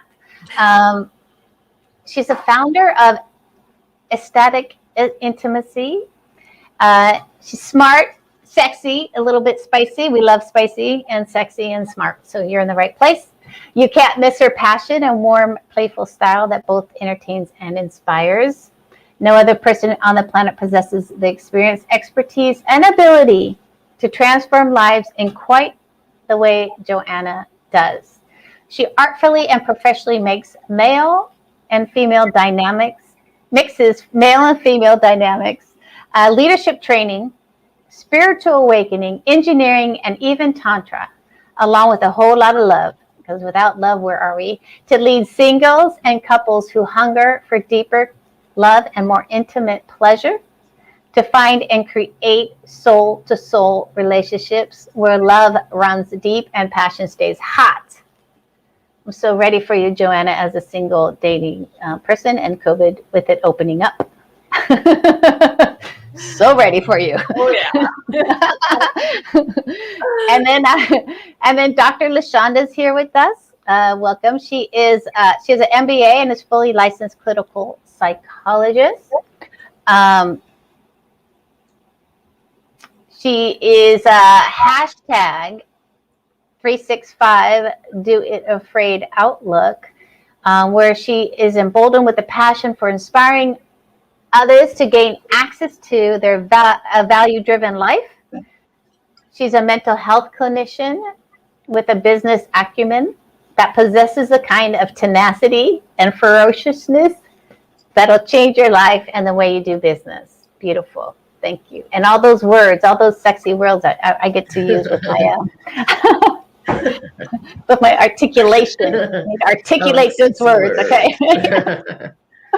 So welcome everybody. So what's going to happen is, Joanna, you're going to start off our panel today. And if everyone else can mute so we don't get the echo, that would be beautiful. And I can help you. There you go. So Joanna, so happy to have you. And, introduce yourself. Tell us more about what you do and who you work with and what you're seeing out in the world today. Beautiful. Absolutely.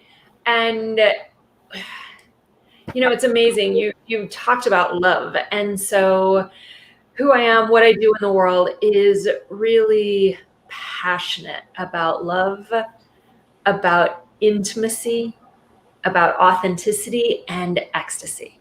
And often when we think of ecstasy, we think of the bedroom. But ecstasy is the quality of a life fully lived.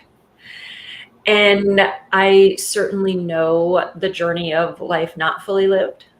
And I certainly know the journey of, and it sounds weird when we're talking about Unstoppable You that I might bring in orgasm. And yet orgasm is one of those fullest life expressions, and the creative energy and the attractive energy and the manifesting energy that is so integrally tied to our life force energy and our sexual energy. Not one and the same, but integrally tied. And so it was my own journey through the heart of the women's movement, the heart of the divorce movement in the 70s that woke me up to masculine feminine dynamics and how they play out in every aspect of our lives, in our vitality, in our sexuality, in our business world, in our energy. And then really when I woke up and saw how successful I was, but how miserable I was, and that I couldn't have an orgasm and I couldn't keep a man that I was actually attracted to, I really got clear that I needed to figure out this masculine and feminine dynamic, this authenticity, this beingness, the captivatingness, if you will, so that women didn't go through the pain that I went through. And the men that I loved, the men that we loved, in the case of a heterosexual relationship, didn't have to go through the pain that I put men through. Mm-hmm. So that was the moment that I stepped away from an engineering business career and stepped into service 20 years ago. Wow. Yeah, so this is so interesting to me because I've had my own personal journey with the masculine and how it did not serve me.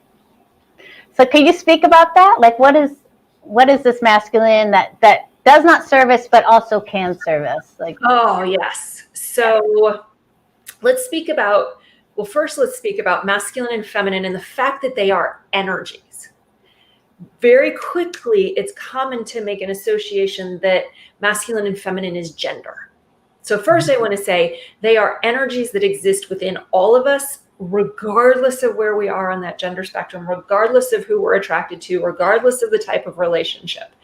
The energies exist in all of us. If we go back to the ancient yin-yang symbol, masculine and feminine, core of our human expression.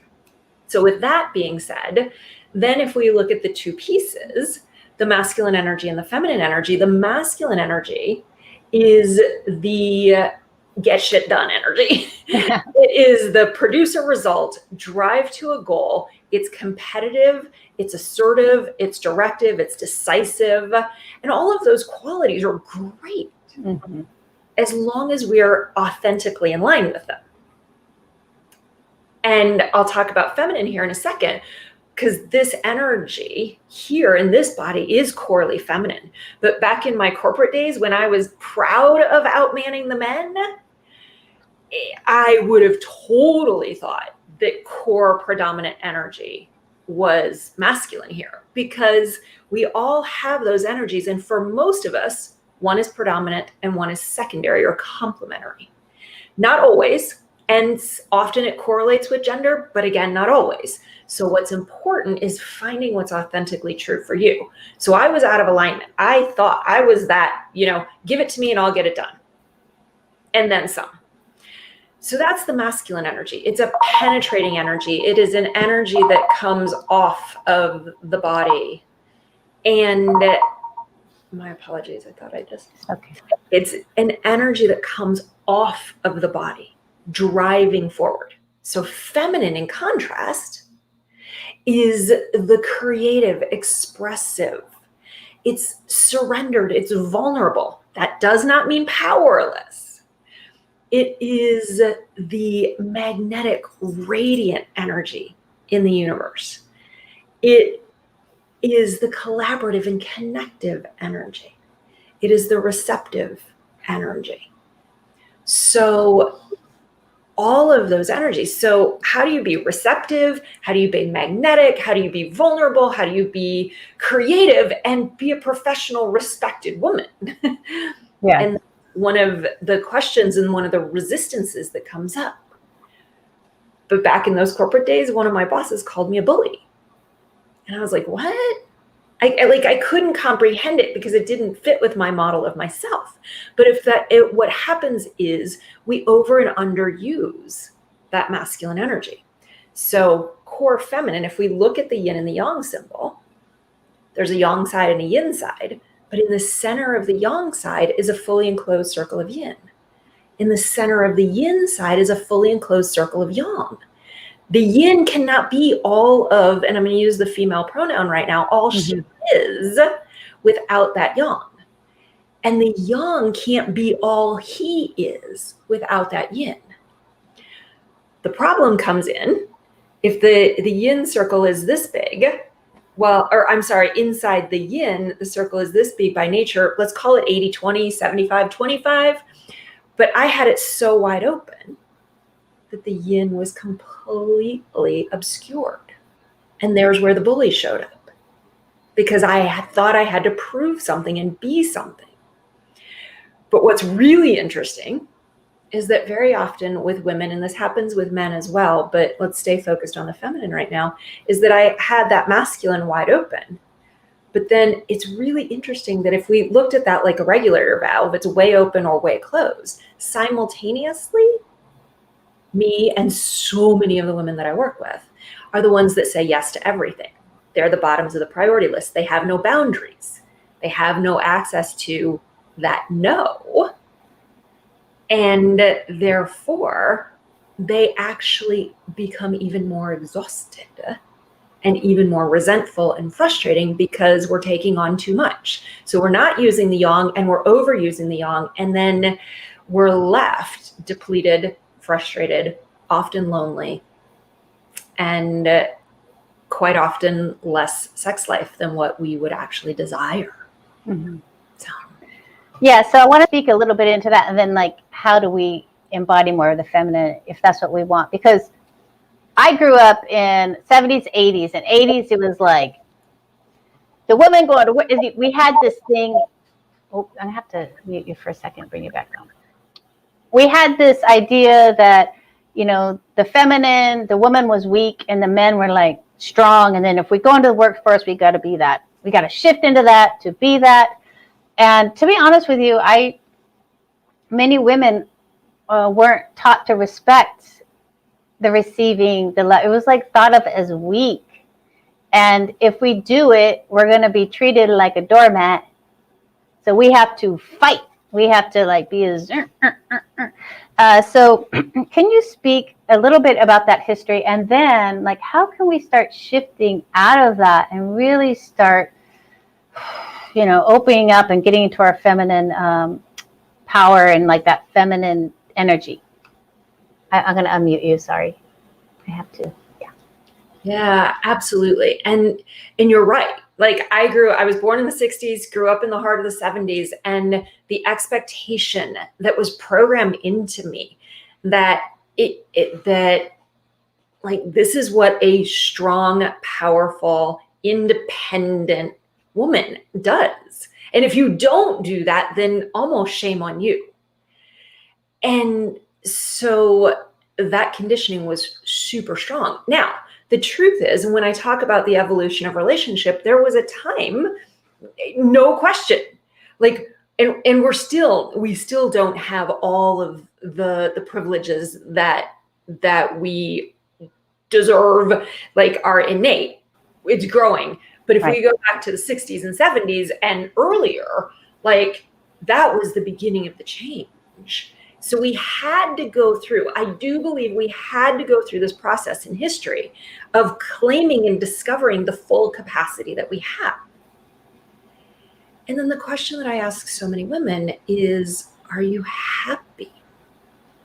Are you fulfilled? Are you satisfied? Are you energized? And so often, like talk about being unstoppable. Like if we're going to be unstoppable, we actually have to be full of juice. We have to be full of energy. And what happens when masculine energy is not our authentic energy and we're using it all the time, it depletes the body, the systems. Burnout is so common. The disappointment, like we may be doing something we love, and yet we're still not fulfilled because of the energy that is taking from us. And so this is where the shift comes in, is to reclaim. And whether I'm working with attorneys or doctors or teachers, or it doesn't matter. Like our society, entrepreneurs, our society has conditioned us to believe, because this was how it started, that business is masculine. It's actually not. They've begun to prove through studies that the most effective companies have women leadership. The most effective teams are a marriage, actually, and even a predominance of feminine energy. And now how do we continue to let go of what we thought was supposed to be? And so this, to your question, is we've got to remove what we thought we had to be, the belief systems. And I hear it all the time. This is how I have to be in my business life. And I've worked with women who've been owners of companies and the entire company has changed, who have changed their entire departments because they began to embody feminine energy.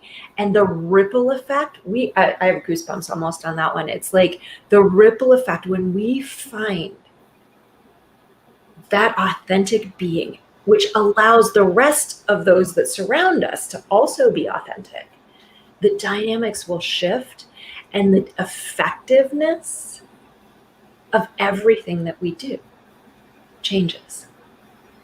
Yeah, so I'm super excited to get into, if you can give us like maybe 2 or 3 steps how to start shifting that, and then when that feminine energy is in flow, how can we attract this, our man and our sexuality and like our husband, get them all worked up?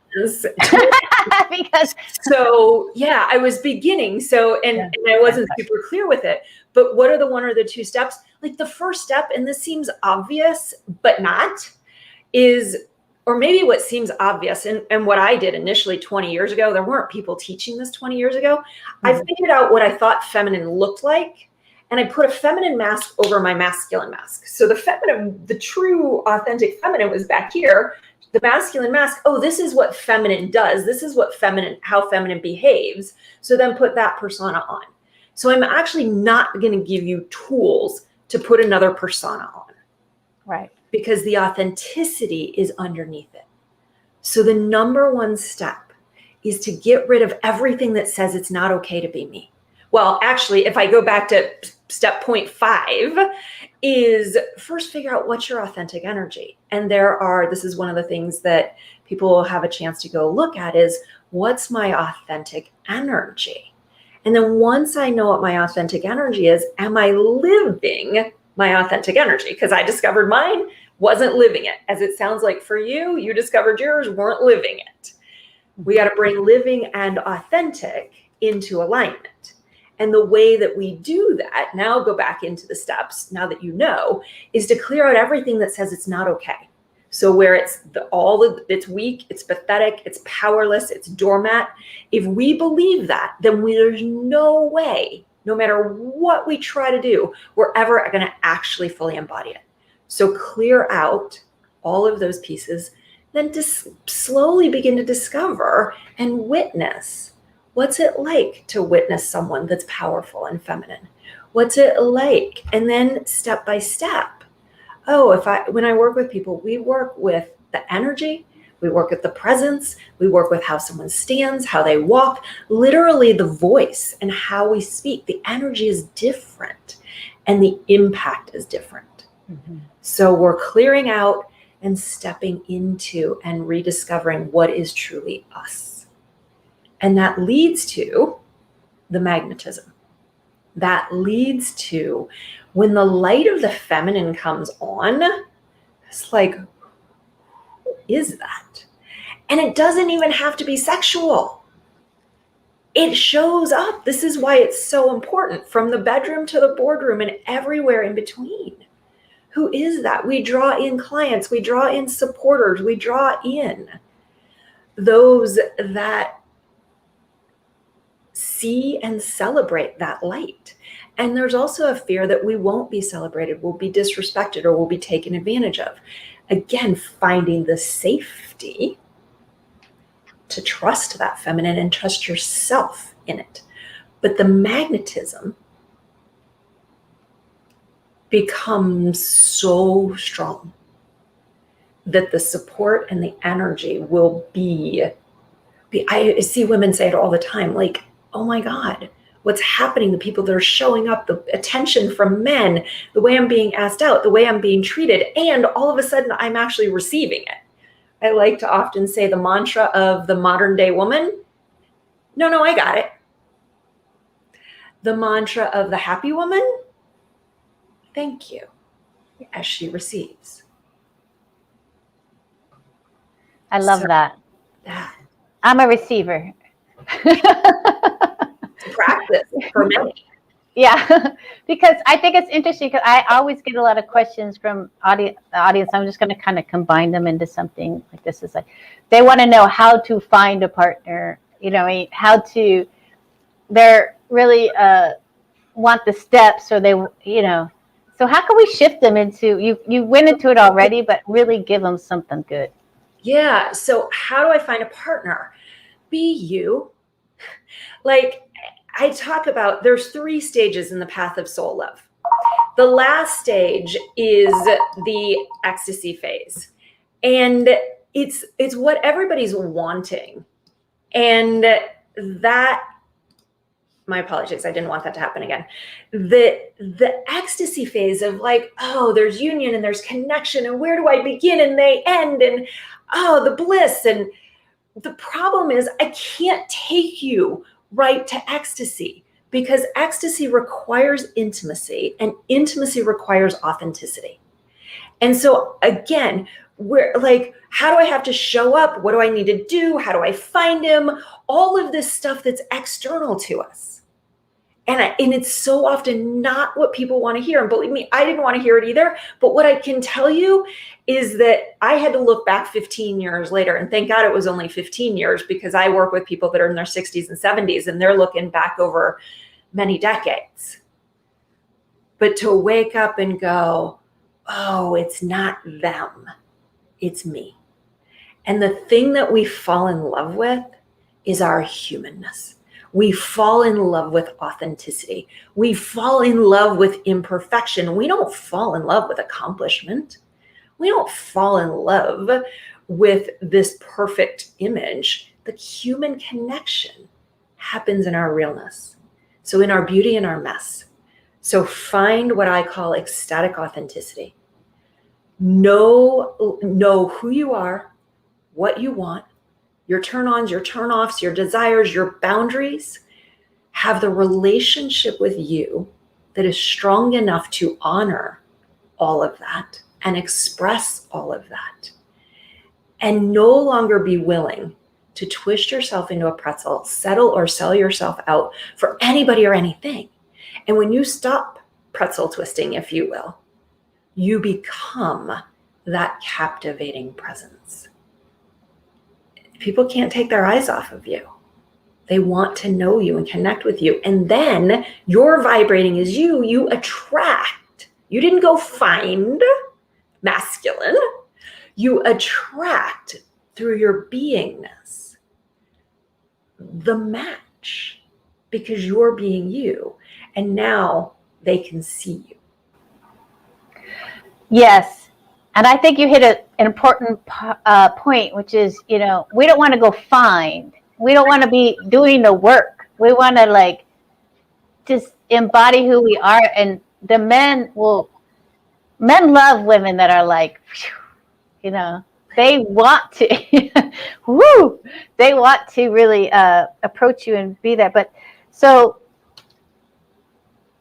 yeah, I think that is an important point. If you could speak a little bit more about that, because, so many women are the ones to do the calling, to make sure this is done, to make sure. And when you're doing that, what happens to the male energy and the masculine energy in these traditional relationships that we're talking about?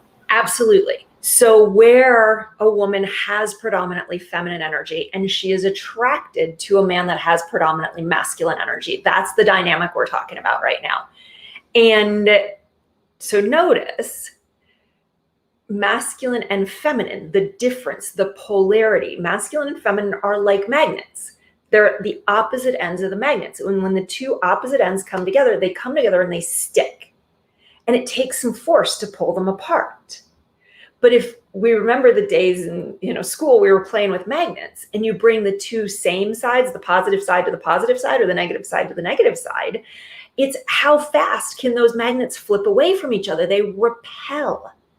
So I'm driving, climbing that ladder, outmanning the men, proud of it, think that's what they're going to be attracted to. And all I tend to attract are, although I walk around, where are all the strong men? What we attract is those that are actually resting, and most of the time also inauthentically, in their feminine side, because they don't want to be that guy. So they own and open up too much of the yin energy and obscure their yang. But we might have a connection, but neither one of us feel fulfilled. Neither one of us is getting what we want. So it's these are the women that walk around and they're I just take responsibility. I've got it. But he never shows up. When do I actually get to depend on him? But he says, because masculine men want to make their women happy. So if you say, I got this, I want to do this, he's going to say, okay. And then he's going to be completely confused when you're frustrated. But that's what happens for a feminine woman who is overrunning her masculine. Yes, I think in relationships, a good phrase is, yes, thank you. Yes, that would be awesome. Beautiful. Yeah. Thank you for doing that. 10,000%. 10,000%. Yes, thank you. More, please. Okay. Sorry. All right. So you are in the situation where you've been outmanning your men. You're okay, I'm understanding this is what's going on. I'm ready to switch it up. Yeah. How could we start doing that?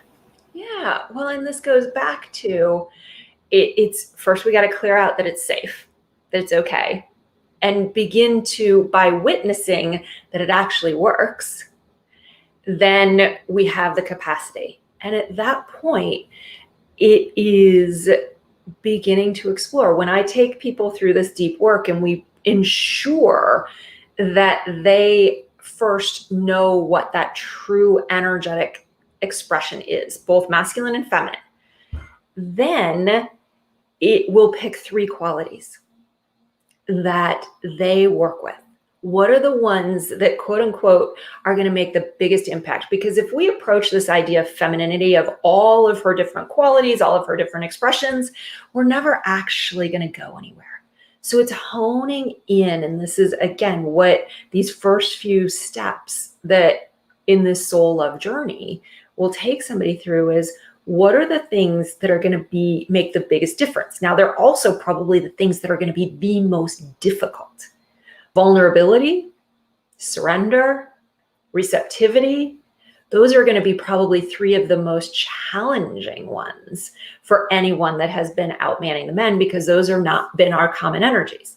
But if we want to focus on what's going to make the biggest shift, well, then how do we open into vulnerability? How do we begin to say thank you? How do we begin to actually ask for help and realize that asking for help doesn't mean that we're helpless or needy or weak or any of the other judgments that will come out of our minds?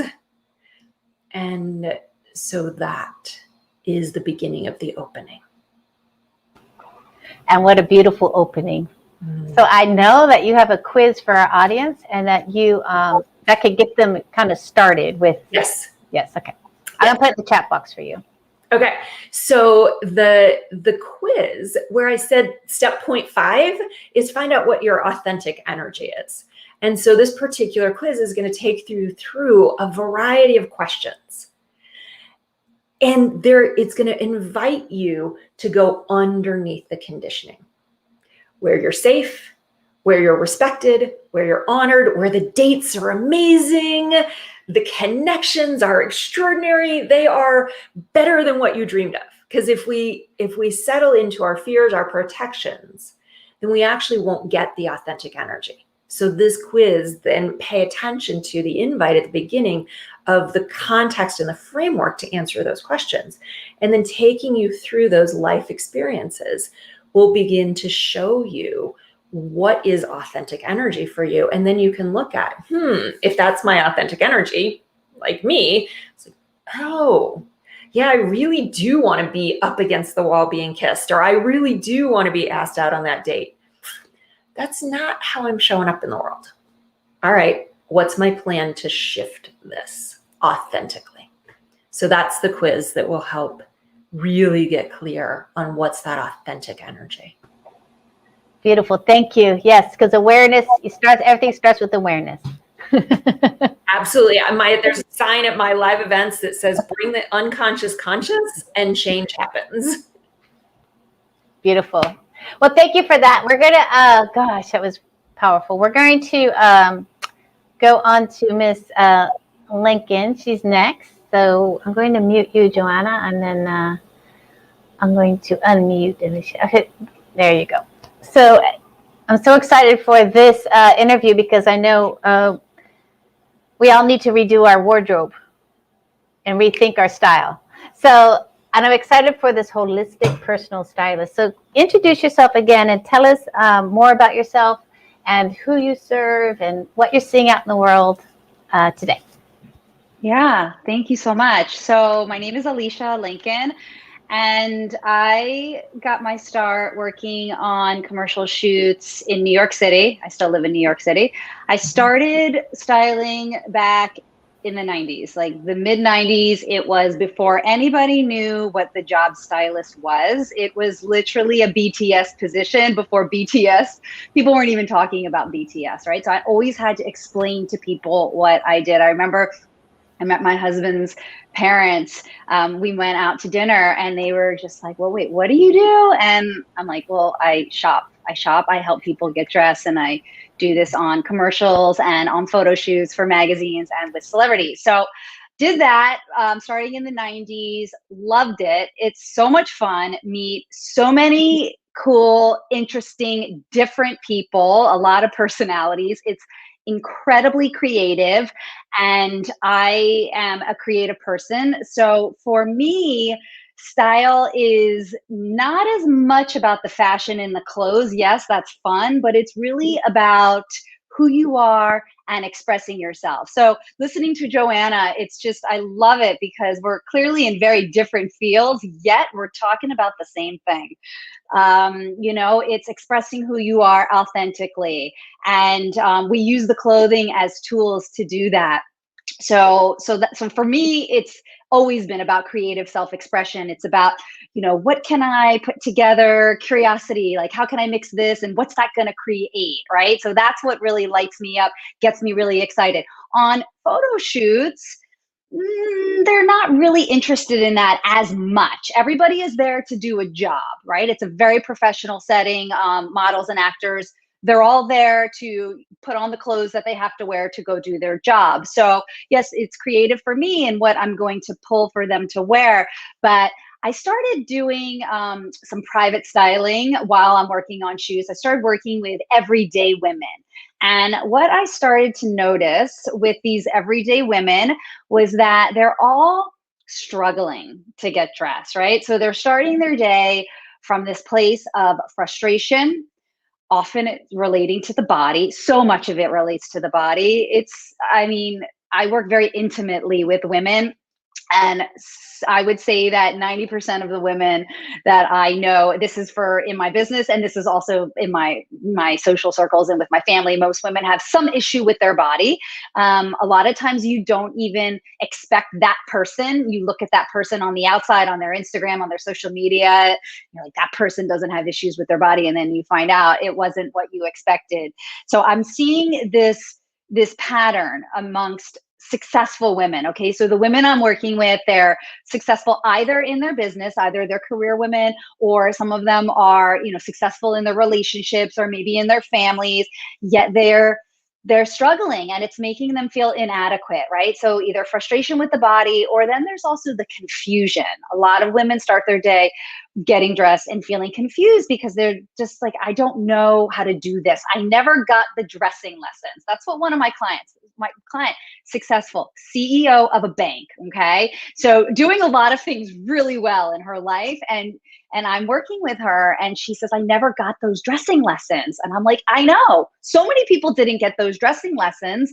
And for a lot of people, it's also not natural, right? Maybe they're not visual or they don't believe that they're creative. So when I'm seeing these same struggles over and over again, that's when I decided that, you know what, styling, putting outfits together, making women feel confident, this is really important for me to do. It comes really easy to me. So I want to make this easy for them too. I don't want these women starting their day feeling frustrated and angry at their body. I remember one client that I worked with, she told me like the inner dialogue going on in her brain was, body, why can't you be 20 pounds thinner? Body, why can't you be 10 years younger? Right? As she's trying to get into these clothes that, well, she was choosing the wrong clothes. It's never, the body is never the problem. It's the clothes that are making you feel like you have a problem. So I decided that I still do commercials. In fact, I'm doing one next week because I do love it and it is very fun. But my main focus right now is I work with everyday women and I work with women all over the world virtually. I know people are like, you do that virtually? Yes, it happens virtually. You should see the transformations that these women get from working with me. They come to me, they're wearing oversized clothes, hiding their bodies, right?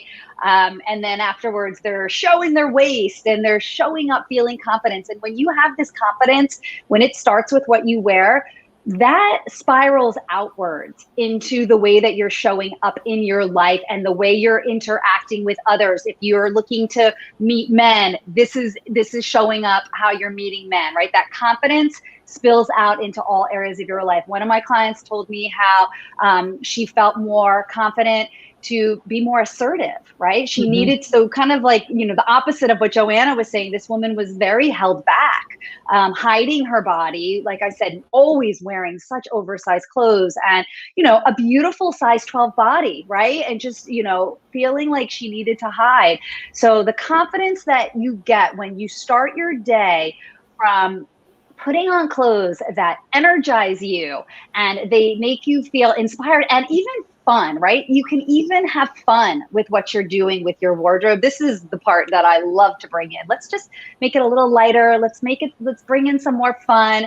That just spills out into the rest of your life. And so that's my passion. That's what I do. I help women tap into who they are, use their clothing and accessories as tools, and just show up feeling more confident. I love that. And I'm thinking about this. We've been stuck at our home for a year and something. Maybe we got a new job. Maybe we got a new man. Maybe we got something going on. And now we got to leave the house and our wardrobe no longer suits us. So how can you get us started and excited? And I don't even want to look at my closet. I don't even want to open my closet right now. I'm like, I don't even know what's in there anymore. So how can we get like a new perspective and start really, as you said, bring the fun back into it, and or kind of really connect our style to where we're actually at now versus who we were back then? Yes. Well, we've been through a lot in the past year. Okay. So most people have changed from what we've gone through. Okay. So looking at your clothes from 2019, from the summer of 2019, you may look at that and you may be like, right? It just might feel completely wrong. Okay. You might think it's outdated. A lot of women talk to me or they're worried about looking outdated. And I just want to say that the clothes are only outdated if when you put them on, you feel like a previous version of yourself. Then yes, that is outdated. Okay. So your clothes become outdated to who you are, right? So you do not want to wear something from 2 years ago that doesn't represent, it's not aligned, right? So the first thing that you need to do is you need to get really clear about where you're at right now, meaning let's get back into your wardrobe. Let's go through and let's see what's there. And it can be kind of a daunting process to go through and realize that you don't like anything anymore. And it's daunting because then it's like, well, then what am I going to wear? Right? You see your stuff. And so this is when people start settling. They're like, well, I'll just wear this now, right? And so they're in that sense, they're holding back from who they truly are, because I understand the vulnerability and I understand that it is scary to let go of all that stuff, because you're like, what am I going to wear? But I encourage you to take a good look at what you have and be really honest with yourself and ask yourself, okay, if I saw this in the store right now, would I get excited about this? Would I want to buy this? Would I want to wear this and pay full price even? Okay. So just get really truthful with yourself and look at what's in there. And it's okay to let it go. It's okay to let that go, because when you're letting that go, you are creating space for who you are becoming. And it's okay if that space doesn't get filled up right away. I actually encourage you to be thoughtful and intentional and purposeful with the way you fill that space. And the reason I've said this probably 3 times is I know it can be scary, because my clients are like, I'm not getting rid of it. They don't want to let it go because they're afraid of that empty space. They're afraid of not having anything to fill it. So it's okay to live with less for a little bit and then, fill it back up with things that are meaningful and that are aligned with who you are now and who you are becoming, right? So it just doesn't feel good when you're wearing clothes that feel outdated and I actually have this dress and I still have it because I use it as an example when I'm talking about my 20-something party girl days when I used to get on my bike and I would ride through the East Village at night looking for action. I was looking for fun. Now, if I look at that dress, I'm like, I have nothing to wear, because that's not who I am. That's not what I want to wear, right? So that's the problem. You look at your wardrobe, you think you have nothing to wear. It's because nothing is aligned to who you are. So the first thing you want to do is just get in your closet, give yourself some time, and just be really honest with yourself. And if you don't want to do it in one big swoop, because I understand time can be an issue for some people, I recommend to do 3 a day. Just pick out 3 pieces a day and get really truthful. And if it's and then try to wear it. Right? That's the best test, is like, put it on and are you willing to wear it? And then if you're not willing to wear it, then you clear it. And I bet there's someone else who could get a lot of use out of that. So I always encourage to keep it going, to donate it to someone who could use it. Yes. So as you're speaking, I'm getting like, because for the past, over 20 years, I've been teaching dance. Like that's what I've been doing, choreographing, dancing, teach. So my wardrobe, sweats, right? And I'm into this new career, 2.5 years in, 2 years. It's like, okay, now who am I gonna be? Like who is that? What do I want? So how do you get people to visualize what's that? Because obviously my speaking, my coach, I can't wear my sweats from the waist down. We're going live soon, like live events. So I'm thinking about what am I going to look like? What do I want to like project out into the world? How do I begin that? Because I've been in sweats and jazz pants for a long time. So can you give us some tips on that? Like how do you start bringing that vision of who you want to represent yourself as? Yeah. Well, I love that you brought up the role of the former dancer, because that is a beautiful way to look at your clothes. So you look at the sweats or the dance clothes, you're like, oh, that's dancer me. That's not where I'm going right now. I don't need that right now, right? This is this is current me, what I'm doing right now, going to live events. That's who I am now. So that's the role, right? So give it a title, right? And this is who I'm getting dressed as now. It's this role, because we really do have so many different roles in our lives, all of us, and you have different things that you want to show up differently for each one. So the best way to start to that vision, to start understanding what that looks like for how you want to look, is to come up with 3 words. These are the North Star words. And you're going to use these 3 words, and they are going to guide you to your choices. Okay. So you're going to choose the words based on imagining yourself at the event. So whatever the circumstances where you're going, you're going to imagine yourself there. How do I want to feel when I'm at that event? Okay. So, so first thing you want to do is, what's the role I'm playing? So you name the role.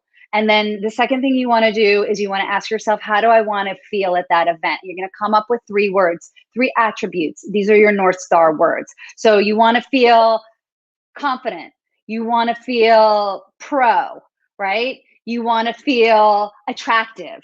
Okay. So like if these are your North Star words, that's your starting place. That is your foundation. That is your jumping point. So now when you look at clothes, I always recommend starting with what you have. I'm a huge closet shopper. Let's see how we can put that together in a new way. Let's give new life to those things. So start with what you have, but now you're going to bring in your North Star words to them. When I put this on, am I going to feel confident? Am I going to feel pro? Am I going to feel attractive? Yes? Okay, let's keep going, right? So you can go through your wardrobe, and if you find that you're not quite getting the outfit together, then you want to start looking at pieces to shop and to fill in for what you don't have. But use the North Star. Start with the role, name it, give yourself the role. Here's what I'm here to do. And now here's how I want to show up. This is the way I want to feel when I'm in that position, when I'm at that event. And then use those North Star words. They're going to guide you. Keep them very close by, and they'll guide you to your best choices. Yes. I'm excited about that. I don't get very excited about wardrobe, so I'm very excited about that visual and the inspiration. And what that does is I think if everyone out there heard it, is you get to claim it and be it. So it's coming from who you are and what you truly desire. So that's always a yes for me when that's the intention. So when I go shopping for these clothes, should I have like a plan, or what do you pre-plan, or what do you do? Because otherwise I just buy stuff and it doesn't match. Yeah. Yeah. So first, I just want to comment on, what you were saying about how I feel excited about this. Uh-huh. Yeah, that's exactly what all my clients always say to me. Women who never thought about it, never had time for it, maybe didn't value it. And now when they start to see it in this holistic perspective that you get to decide, you get to claim it, this is all you get to make these decisions, you get to own it. And when you are owning it, it. That's the magic happening right there. So getting excited about owning your self-expression is very exciting. So I just had to comment on that. Okay. Now, as far as shopping goes, okay, so yes, you have to have a plan. You have to be clear, deliberate shopping. This is what I teach, is deliberate shopping, because when you're not deliberate, here's what happens. And it happens to me too. I love shopping. Okay. You go into the store or you browse online, and then something catches your eye. You're like, oh, that's really cool. I like that. You go in closer and you get it. Okay. You buy this piece because it caught your eye, and then you put it in with the rest of your wardrobe, and it just makes no sense. It's like, it's random. It's an orphan piece. It just doesn't belong with the rest of the wardrobe. It is not cohesive. So this is what happens when you go without a plan, when you're not deliberate. And like I said, it happens to me. Okay. So if you just buy things that catch your eye and it's not planned and intentional, you're not working on your cohesive and harmonious wardrobe. You're not completing that, right? So maybe it's for the event that you have coming up. You need to be intentional. So 100% you need to know exactly what you're looking for and shop with that purpose in mind, so that you don't buy random pieces that caught your eye, because it happens. There's a lot of pretty things out there that are calling us. Yeah. And for me, it's like pots and pans. You're at the store, you're like, I'd rather get that pot than what, so thank you for that. Cause I think, I know most of us have shifted, because we get to be excited about our wardrobe again and make choices that serve us. And, so you gave us some tips. You gave us the North Star. I'm in love with that. And I know you have a free gift for our audience. Do you want to speak into that and tell us what that is? Yeah, absolutely. So, okay. So it's called 7 Steps to an Incredible Outfit. So this is what you need when you are stuck wearing the same thing all the time, when you have no idea about what to wear that feels fresh, and you don't really want to go shopping. So this is all about closet shopping. This is all about working with what you have. This is all about tapping into your creativity, elevating your energy, and putting together a really great outfit with your clothes. So it's 7 steps to an incredible outfit. And I lay out the 7 steps, and I promise these steps you will have never gone through outfit creation in this process, in this way. This will be completely different and completely fresh, and you will put together an outfit that you'll feel really excited about. Yeah, I'm kind of interested also. We have a couple minutes. Like, what have you found is the difference between, like, because I know doing it online is kind of a different experience, but can you speak about, your takeaways and your values of actually working online versus in person? And, because some people might think doing it online would be too hard or whatnot. So can you give us some benefits actually that you found that being online has helped your clients with that? Yeah, well, right away, the obvious one is the inventory. The inventory online is basically limitless. So for that reason, when you know what you want, when you're focused on what you want, finding it online can be very efficient based on all of the availability that's there. I'm sure everyone can relate to that time you've gone into the store and you're like, hey, do you have this in this size? No, we don't have it in here. Let me check online, right? So online has just the inventory is there. So, I work with my clients online with online shopping, and, depending on if we're doing like a one-on-one, then I'm doing all the shopping for them. So that's basically just having everything come to your house. But in my group programs, I teach women how to shop deliberately and efficiently so that it's productive. Listen, I've been shopping, like I said, since the mid 90s, and my job has always been to create good options, right? So that's what I do. That's what I teach my clients how to do, how to be very efficient and productive, to not get distracted by pretty objects, and to get the pieces that you need to build a cohesive and complete wardrobe. All right. Well, thank you for that, Alicia. And now we're going into the roundtable section of the live. But first, Dr. LaShonda Green, if you could introduce yourself and tell us, a little bit about what you do, and then we'll go into the roundtable, and then we'll go into your interview. So you can unmute yourself and introduce yourself to us. Hi, I am Dr. LaShonda Green. I'm a licensed clinical psychologist in the state of New Jersey. And Amy, I wanted you to see the shirt in honor of our theme. Look what my shirt says. Yes. Can't stop. Won't stop. I had an ex actually refer to me as that, and I think that was the nicest thing he'd ever said to me. So it stands out. So I am a licensed clinical psychologist, and I have a practice. I operate out of Montclair, New Jersey, and it's called Dr. LaShonda Green Counseling, Consulting, and Coaching. And as a clinical psychologist, I provide individual therapy at this present time from late adolescence all the way up until, the elderly. So there's a wide range.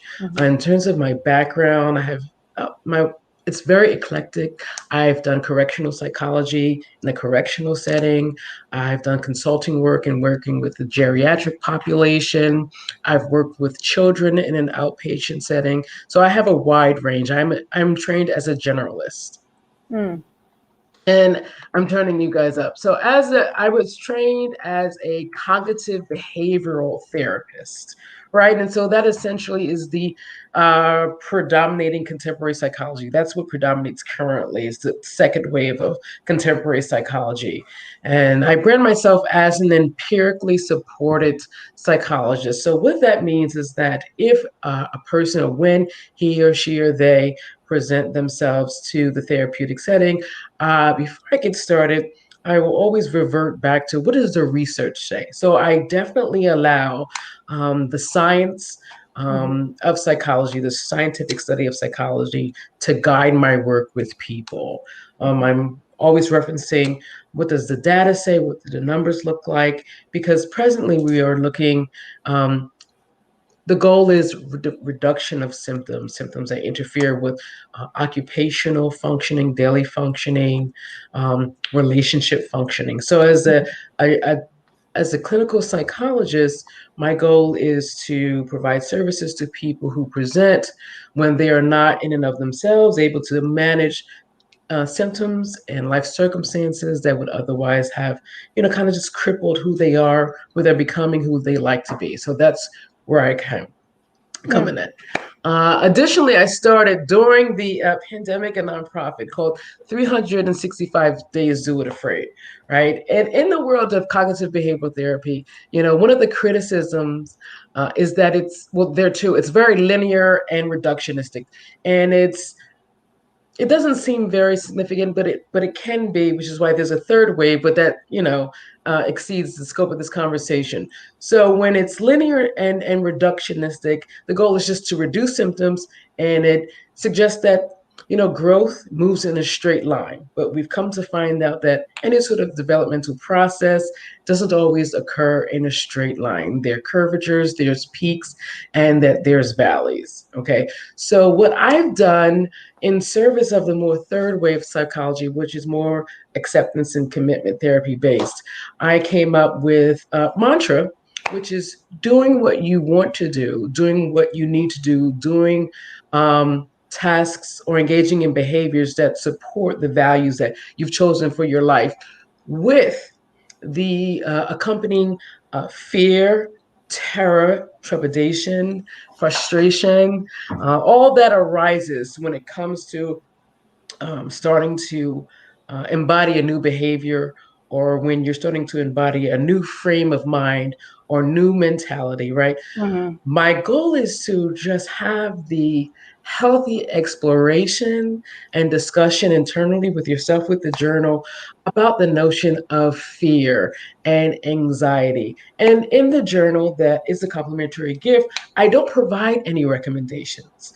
There is nothing prescriptive in the journal, right? It's just there are a series of, there are 20 words and they're all synonyms with fear. So there's terror, there's nervousness, there's worriment, there's twitchiness, there's jitteriness, all the emotions and the physiological manifestations of this thing we term fear. And there is no guideline for how to reduce those things, right? The goal here is to open up your mindset to incorporate, how do I take this very thing that annoys me, that causes me angst, that keeps me up at night, that is actually has started to define me, or that has been defining me since, I don't know, for quite some time. How Mhm. do I take that and allow it to be passion, fuel for my passion? How do I take that data and use it as inspirational data? How do I take this and allow it to chisel me, right? Because some positive emotions come along and they are by default nurturing, and they are Yeah. supportive, and they are kind, and they are loving. And we need those, and they are necessary to the human condition. And I welcome them like everybody else, and they feel great. And if I could feel them every day like everybody else, I think we'd all like that. But there are times when these other nasty emotions come along, and there's no such thing as the bad emotions. All emotions are good in psychology. When these other emotions come along that we don't really like, that, make us uncomfortable, they're here to chisel us. We need to be chiseled. There are times we need to be nurtured, but there are times we need to be chiseled. There are times we need to be loved, but there are times we need to be reprimanded. And so it provides this sort of avenue into, okay, these emotions are here to stay. And how can I allow that? How can I incorporate these not so feel good emotions into my existence in a way that propels me forward with passion, with self compassion, with energy, with commitment, and with grit? Mm. And with that, what came out for me was in the round table, what emotion did you have to really overcome in your own life to really bring you to where you are today, either in your relationship or your business, or with kid, you're a parent, whatever? What's that one emotion that you really had to meet face to face and really work with, whatever, however you want to do it in your own modality? I'd love to hear that. I already know what mine is. So what's that one thing that you really had to learn, that one emotion that you had to learn to I say reconcile, that's how I say it, but so that you could be where you are today? Oh, who's answering, Amy? Well, I don't know. Let's start with Joanna. Let's go Okay. there, and then we'll go around. Mm-hmm. I'm going to mute you, Dr. Lashana, so that we don't have an echo. Joanna, let's see, unmute. There you go. This is such a powerful question, because it is our emotions that we are not friends with are the biggest barriers. And so I will say it's befriending. It's being willing to experience and feel, because if we're not willing to experience and feel it, like we can't. That's what stands between where we are and what we want, is the emotions we don't want to feel. So, boy, which one? And I'll go with the one that intuitively came up and first. And it's like, here on top of the whole masculine feminine dynamic, there was certainly an unlovability or an unworthiness. And when there's, for me, that part that tried to prove that I was lovable, that I was worthy, that I had an impact, and the striving and the energy and the pain, and it never was authentic. So making friends with I am lovable and the idea that I am unworthy, like if I was running from that, I had to perform. and what I could say, I've got the good, the bad, and the ugly, and I'm still lovable, that opens doors. And it changed my world. Yes, thank you for that. Who wants to jump in next? I'll go next. Okay. So I would have to say fear, just like what Dr. Lashonda was talking about. So much fear. And I think it's interesting how a lot of us with our businesses, we are serving what was our wounds, right? So for me, it's the fear of showing up authentically as myself. Now, for clothing, it's never been a problem for me, but held back in other areas. So just that fear of speaking up, saying what I mean, just showing up in my truth, vulnerable and all, and it felt so risky. So overcoming that was huge for me. Well, first, being even aware that there's that block, right? So I think we have those blocks and we don't even know they're there. So first, being aware of the block, but then the awareness and the practice, the practice. It's just the constant practice of awareness. So knowing when that's showing up and just my habitual wanting to play small and to hide. So the fear of showing up as I am, saying what I mean, doing what I think, all of that. Yeah, I'm a rehabilitated hider and hesitator. So I get it, the fear. Dr. Lashonda, what about you? What is like that one emotion that you really? I don't have just one. I have experienced all of them, and I don't think about overcoming them. I would not say I'm any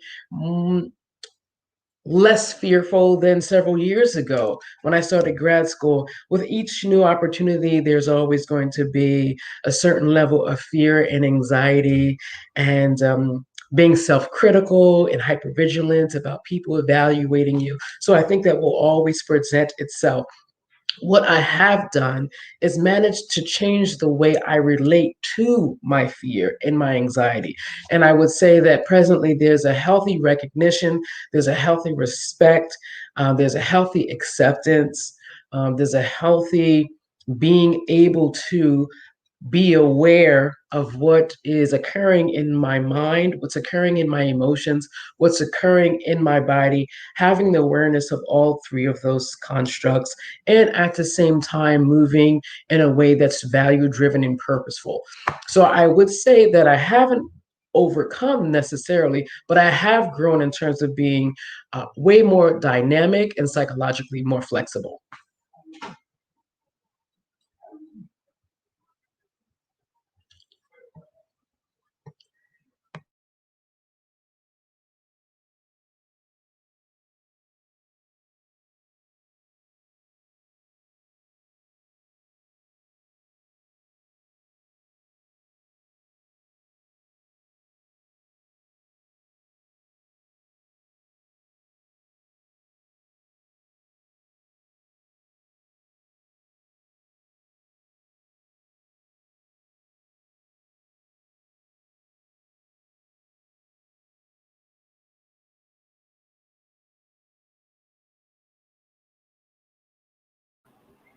Holy, my screen just went like this and I couldn't touch anything. I'm in full screen right now, so it is what it is. Okay. So for me, I think fear, and I'm with Alicia in the hiding and hesitating and like that showing my up for myself and that voice. But I will have to say that, many of me in 2011 when my fiance passed away, what happened was, and I think many of us can relate to this with COVID, is that the trust was broken for me in life and what I could depend on and what was available for me. So that fear that I had already had because of just not that self-love and understanding of myself is like it exploded. And I think many of us are in that position right now where it still exploded into anxiety and not being able to move. And so for me, it was how I broke through that was really just giving love and kindness and creating space between, just giving myself those moments and questioning, why am I sitting here in a place of peace and supposedly in a relaxed situation with my body running 100 miles an hour? Because you get addicted to that anxiety and that fear. And so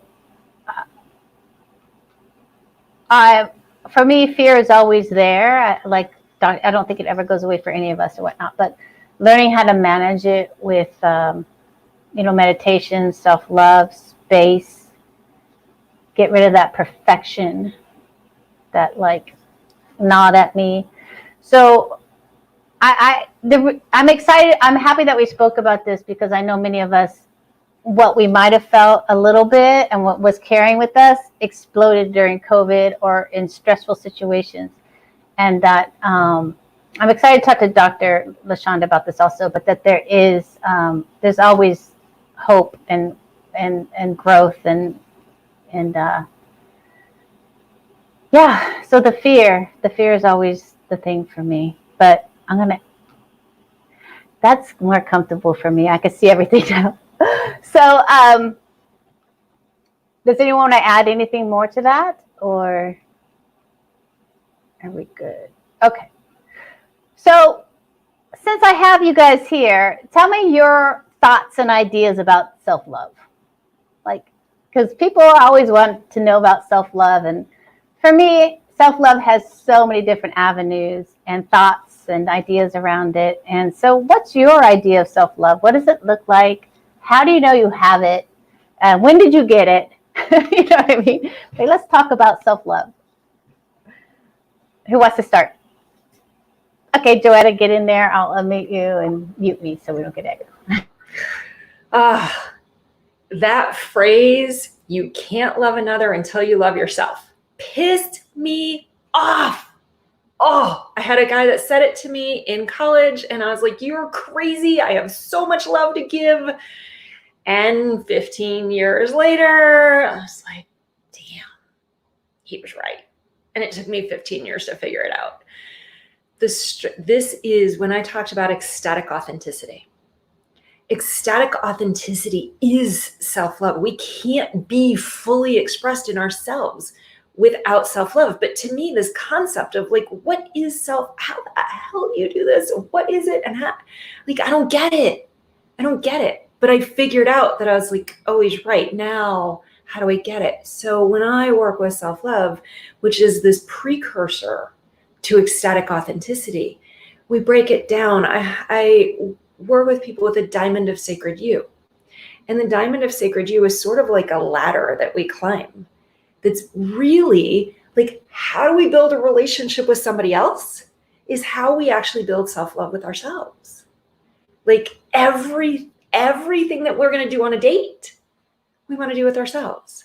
Everything that we're going to do with a partner that's hurting or struggling, we're going to do with ourselves. And it begins with self-awareness. But sometimes we don't want to acknowledge that we're aware. I hate to say it, but sometimes we can put our head in the sand. And believe me, I have been there, done that. But it's then one step at a time to be willing then to acknowledge that it's there. And then begin to accept that it's there. And then we can climb from there to where we can, all the way up at the top of the diamond is the full actualization of why this soul is embodied.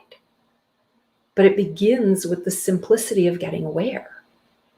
And so step by step, and it is what allows us to be, receive, give, contribute all of what we're meant to by coming into this relationship. That's the most precious relationship we'll have. That's so true. So true. Thank you. Mm-hmm. Who wants to jump in on the self-love? What is it? What's your definition? How do you use it?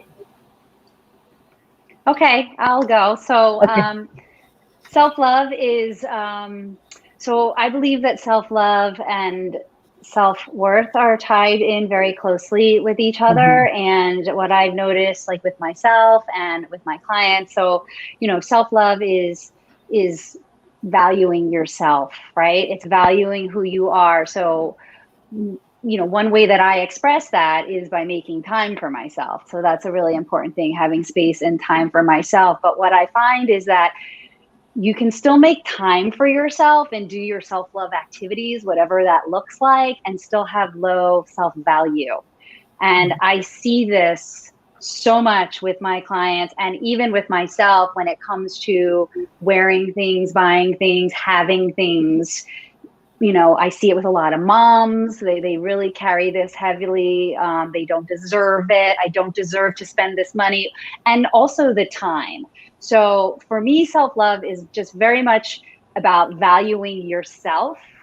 And then what does that look like? And having the awareness to see. So yes, giving yourself time and spending money on yourself, sure, that's a great way to do it. But just having the awareness of how you're valuing yourself in all the different areas of your life, because you can be very competent in your self-love in one area and then go into this other area and it all falls apart. So just, as Joanna said, raising the awareness is always the best place to begin.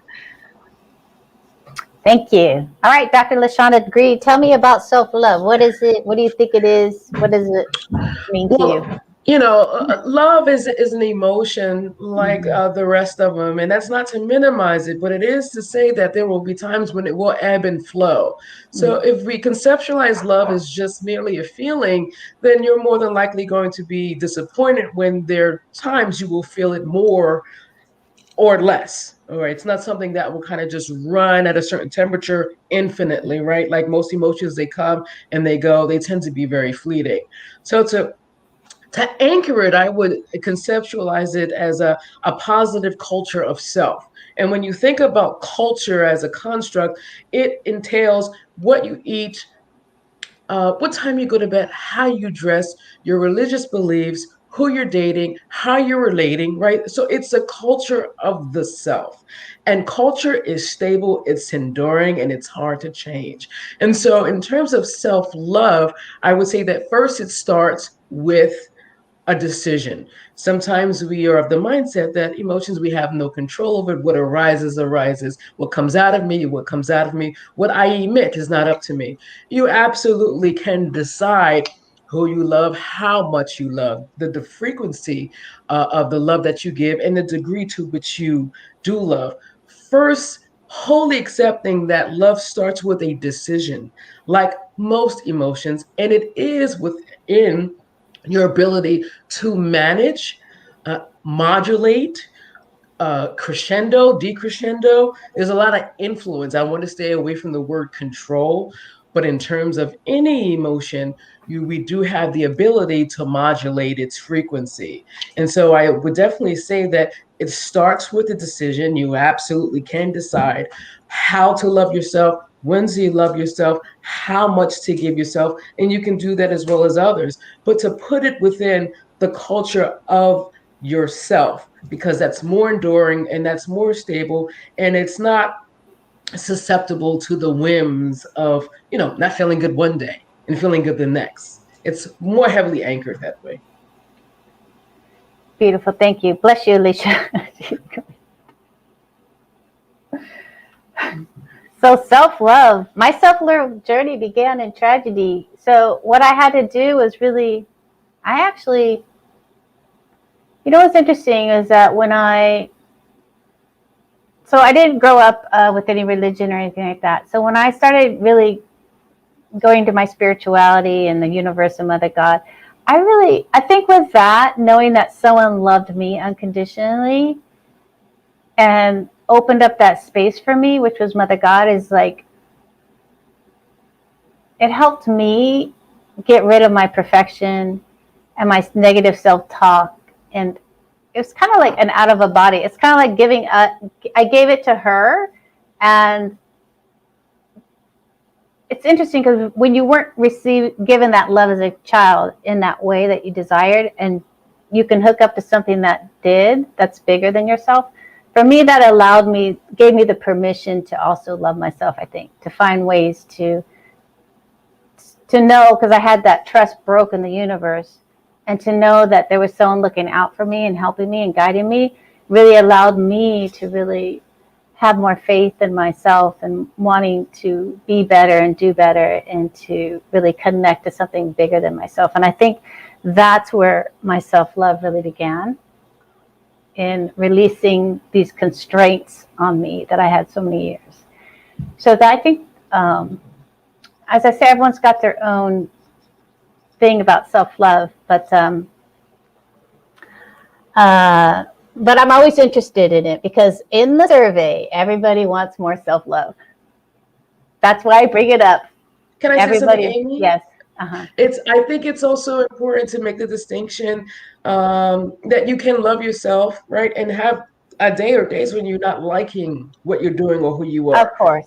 They're not mutually exclusive, and I think sometimes we forget that occurs when you can love yourself and have a day where, you know what, today wasn't the day.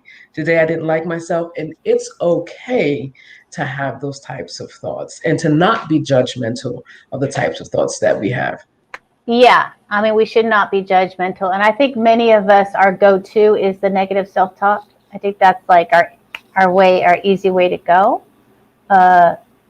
So yeah, to give ourselves that break and that peace and that understanding, and as you said, Joanna, like getting into the humanness of being human is so important. We're not here to be perfect. We are. Joanna, go ahead. I was just going to say, you're so right. We're not here to be perfect. And to Dr. LaShonda's point is, when I say, like, the point that we actually become available to experience love with another is the place where we're willing to be seen in the good, the bad, the ugly. It doesn't mean, it doesn't mean that I don't go unconscious. It doesn't mean that I don't have a bad day, just as she was saying. But that willingness to go, I'll still honor you. I still love you. I'm still with you. And learned a lesson. Maybe I want to apologize, if we were really but we can do that and still be embracing. What I hear from so many people is, I just want somebody to accept me for who I am. And I don't have to walk on eggshells, and I don't have to try to do something. But they're never going to be able to do that for us unless we've done it for ourselves first. That's why it's so fundamental, because we're looking, you accept me, but we'll never believe them. We don't trust the acceptance from anybody else until we have that acceptance from ourselves. So true. I mean, who I was back in is not who I am today. Okay. And tomorrow I'll be even better. Okay. It's like tomorrow I'll be even more in my space, or not, but I'll know how to deal with it. So with that, thank you for that. And Dr. LaShonda, you are on for your interview, and I'm super excited to have this time with you one-on-one. Okay, let's talk about it. Let's talk about it. So let's talk. I'm loving this. So I know you do the hashtag 365 Do It Afraid. Yes. All right. So tell us a little bit more about that. I know you mentioned it as your nonprofit, but tell me about tell me about the concept behind that, and what does it look like to move in that energy and do something like that? Well, I came up with the hashtag 365 Days Do It Afraid. Well, it was like a year ago, and I think I was probably trying to overachieve something. I'm not sure what I was trying to do, but some angst had risen up, saying some anxiety came up. I'm like, damn you, I thought I was over that. And so then there was the anxiety, and then there was me judging the anxiety, and there was me judging the anxiety. So it was layered. And I said, I thought I was beyond that. And so I took some time and I came on down. And then it just so happened the very next day, when I went about my business and working on what I was working on, guess what? Anxiety came back up. And I said, you know what? This is a daily thing, right? And I had discovered that I was using so much energy and so much passion and just so much animation and trying to distinguish and stomp out everything that wasn't making me feel good, and that was sort of atypical, for me. That was new, so I was also judging that. I'm like, what is this new thing I'm doing? Am I going backwards? So there was a lot of self judgment. So I said, what if I just every day uh, practice the mindset of I'm doing it afraid, insert it, whatever your it, you can choose whatever your it is. What if I just wake up with the mindset and say, today, I am going to be fearful? What if I just made the decision, even in making the decision that I was going to be afraid versus just allowing it and to be caught off guard, like, oh my God, I feel that I made a decision. Today, I'm going to be afraid. Today, I am going to accept being afraid and understanding that that's not a strike against my humanity. That's not a negative against my being a mother. That's not taking an L in any way. I'm not being graded. That's not an F. So I started to rework and rewire my own inner dialogue about how to incorporate in a very healthy, goal-driven fashion this institution of fear. Then, along with fear, came the anxiety, then the rejection that comes with it, um, and all the other things that get ugly. So then I said, hey, I do have a term that I use, leading with the ugly, because I think it's a way to acclimate and to just normalize and to fall in love with the things that make us fearful. And it's like, oh, it sounds so counterintuitive, but you can fall in love with the things that make you afraid and the things that sort of pull on you to step outside of your comfort zone. So with that being said, ever since I started saying that to myself, I started making these Instagram videos about encouraging other people to, whatever your it is, find that it, and whatever anxiety you have with that, listen, don't look to distinguish it or turn it down. Take it at whatever level it is. That's your level. Hitch your wagon to that, right? That's your fuel. That's your passion. It may or it may not turn down, but that's not your goal, right? Your goal is to move in a direction, working towards whatever your goal is with that fear as a healthy companion, as a source of valuable information. We tend to sort of view it as burdensome, something to be chopped off, cut down, right? And eradicated from the roots, never to reappear. But as long as you're human, you're subject to those sort of emotions. So you want to hitch your wagon to that fear and use it as a source of information. What is this telling me? What should I learn? What is it telling me about other people? Is there some sort of old stinking thinking that I need to change? Is there something about what I'm valuing now that doesn't jive with who I am as a person? So instead of looking at the fear or the anxiety as something that needs to be eradicated, but rather a source of really valuable information about how it can really guide decisions, how it helps with problem solving, and things of that nature. I said a lot though, didn't I? No, I love it. Oh, okay. I was going on and on and on. No, I love it. Every time you talk, I just like that lets me ruminate and think of questions. Yes. And this is what came up for me. I did hit that point where it's interesting because fear and I have had that relationship. But then I came to the point where when I was trying to move forward, all of a sudden fear would come up. Right. Or I would use fear first so that I wouldn't have to move forward. Right. So can you speak into like, and I realized at that point, I'm like, oh, wait a minute. I'm happy doing this. Why is fear coming up? So is fear something that's also just like it becomes, if it's regular in your life, it becomes like automatic, like it's your first response when you try something new, or it's your excuse not to do something, or like.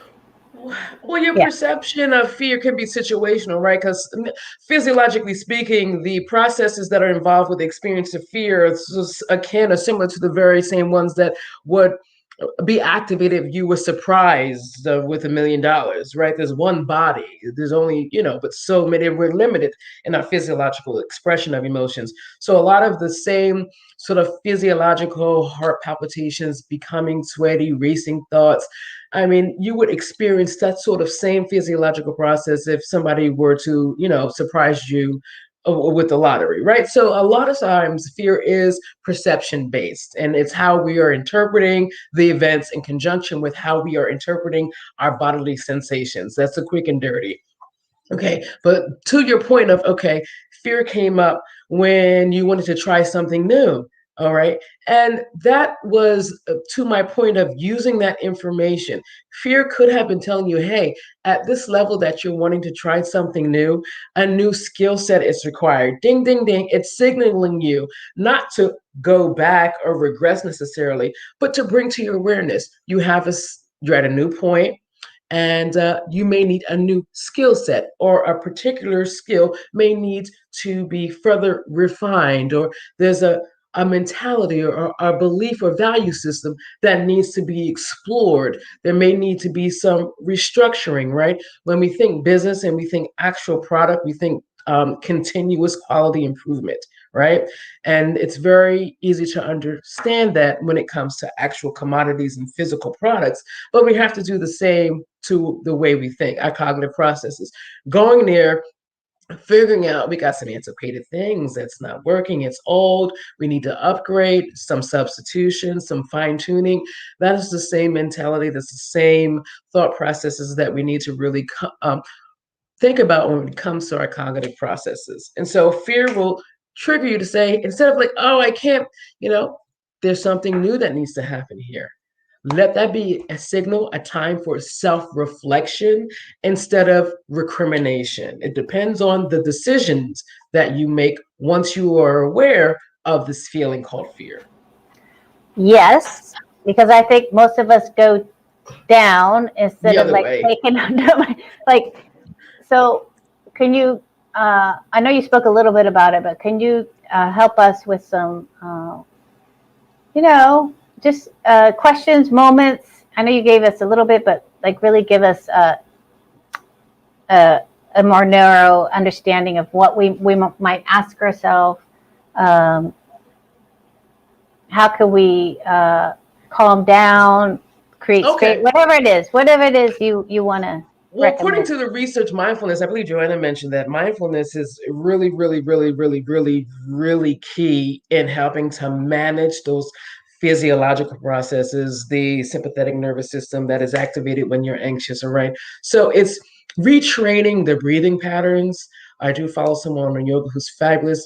Retraining the breathing, engaging in the diaphragmatic breathing that's going to slow down, not breathing from the chest, which we all do wrong, right? When we're born, you watch an infant, the baby, you will see naturally we are born breathing from the diaphragm. And as we get older and become more anxious and more distracted, we start breathing from the chest, which creates tightness, right? And feelings of being overwhelmed and panicky. So then we want to first start with retraining the breathing.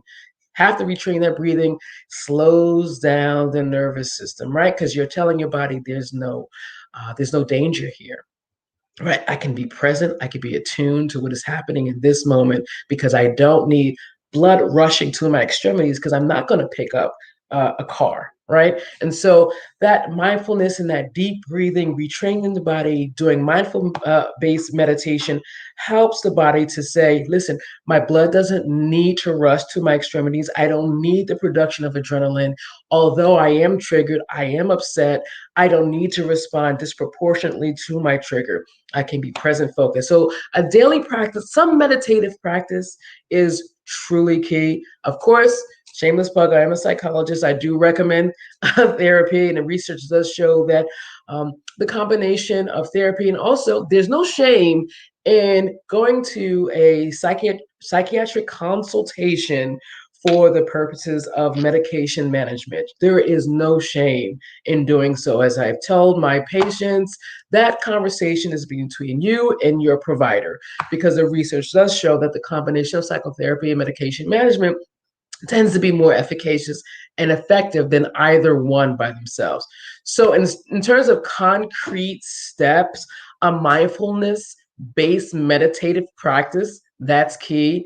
Getting to a talk therapy, a psychotherapist, a doctoral level psychotherapist, a master's level, whoever that you're comfortable with, I would say start right there. Also, thirdly, I believe in SMART goals, S is for specific, measurable, achievable, realistic, and timely. We are of the mindset, it was trending for a while. Oh, you can be and do anything. That's not true. And that's not true. It's harsh, but it's not true. Being better at setting goals that are achievable and realistic. Sometimes we're kind of setting goals for ourselves that are not within our capability. And there's research that indicates that in order for people to demonstrate the perseverance that they need to accomplish goals, it has to have the right amount of level of difficulty in order to maintain your passion and your commitment while also feeling confident.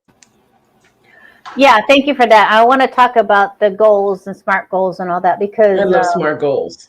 yeah, because as I said, 2 years in my entrepreneurship, I didn't know that what happened was going to happen. Like, you know what I mean? Like, it is a ride when you are an entrepreneur. Like, yes, it is something for me. It has brought me to, like, I am face to face with myself.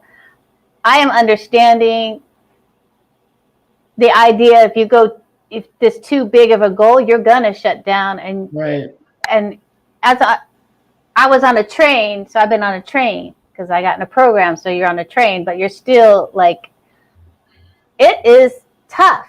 So can you speak? I love that you having goals that are attainable throughout the day is super super helpful. And I think you're right. Many times it's like, I did 6 figures in a month. And I was like, and I'm sitting here like just trying to write copy, right? right. And the frustration is real in my own life. And Right. So can you help us, like, let's see, how can I say this?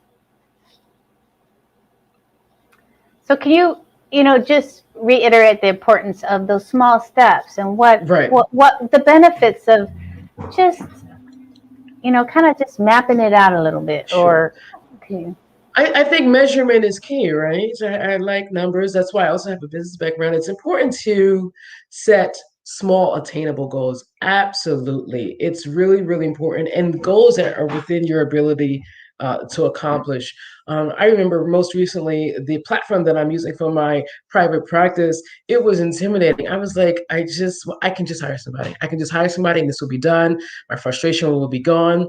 But I said, no, I'm going to commit to one, accepting the frustration that comes along with learning something new and understanding and respecting that that's a reality. And number two, commit to understanding and accepting that I will make mistakes and not judging myself for the mistakes that I make and not being self-punitive or critical. And my number one, another favorite, comparing myself to others, right? It's another motivation killer. Don't do that. Oh, that psychologist over there, they probably, no.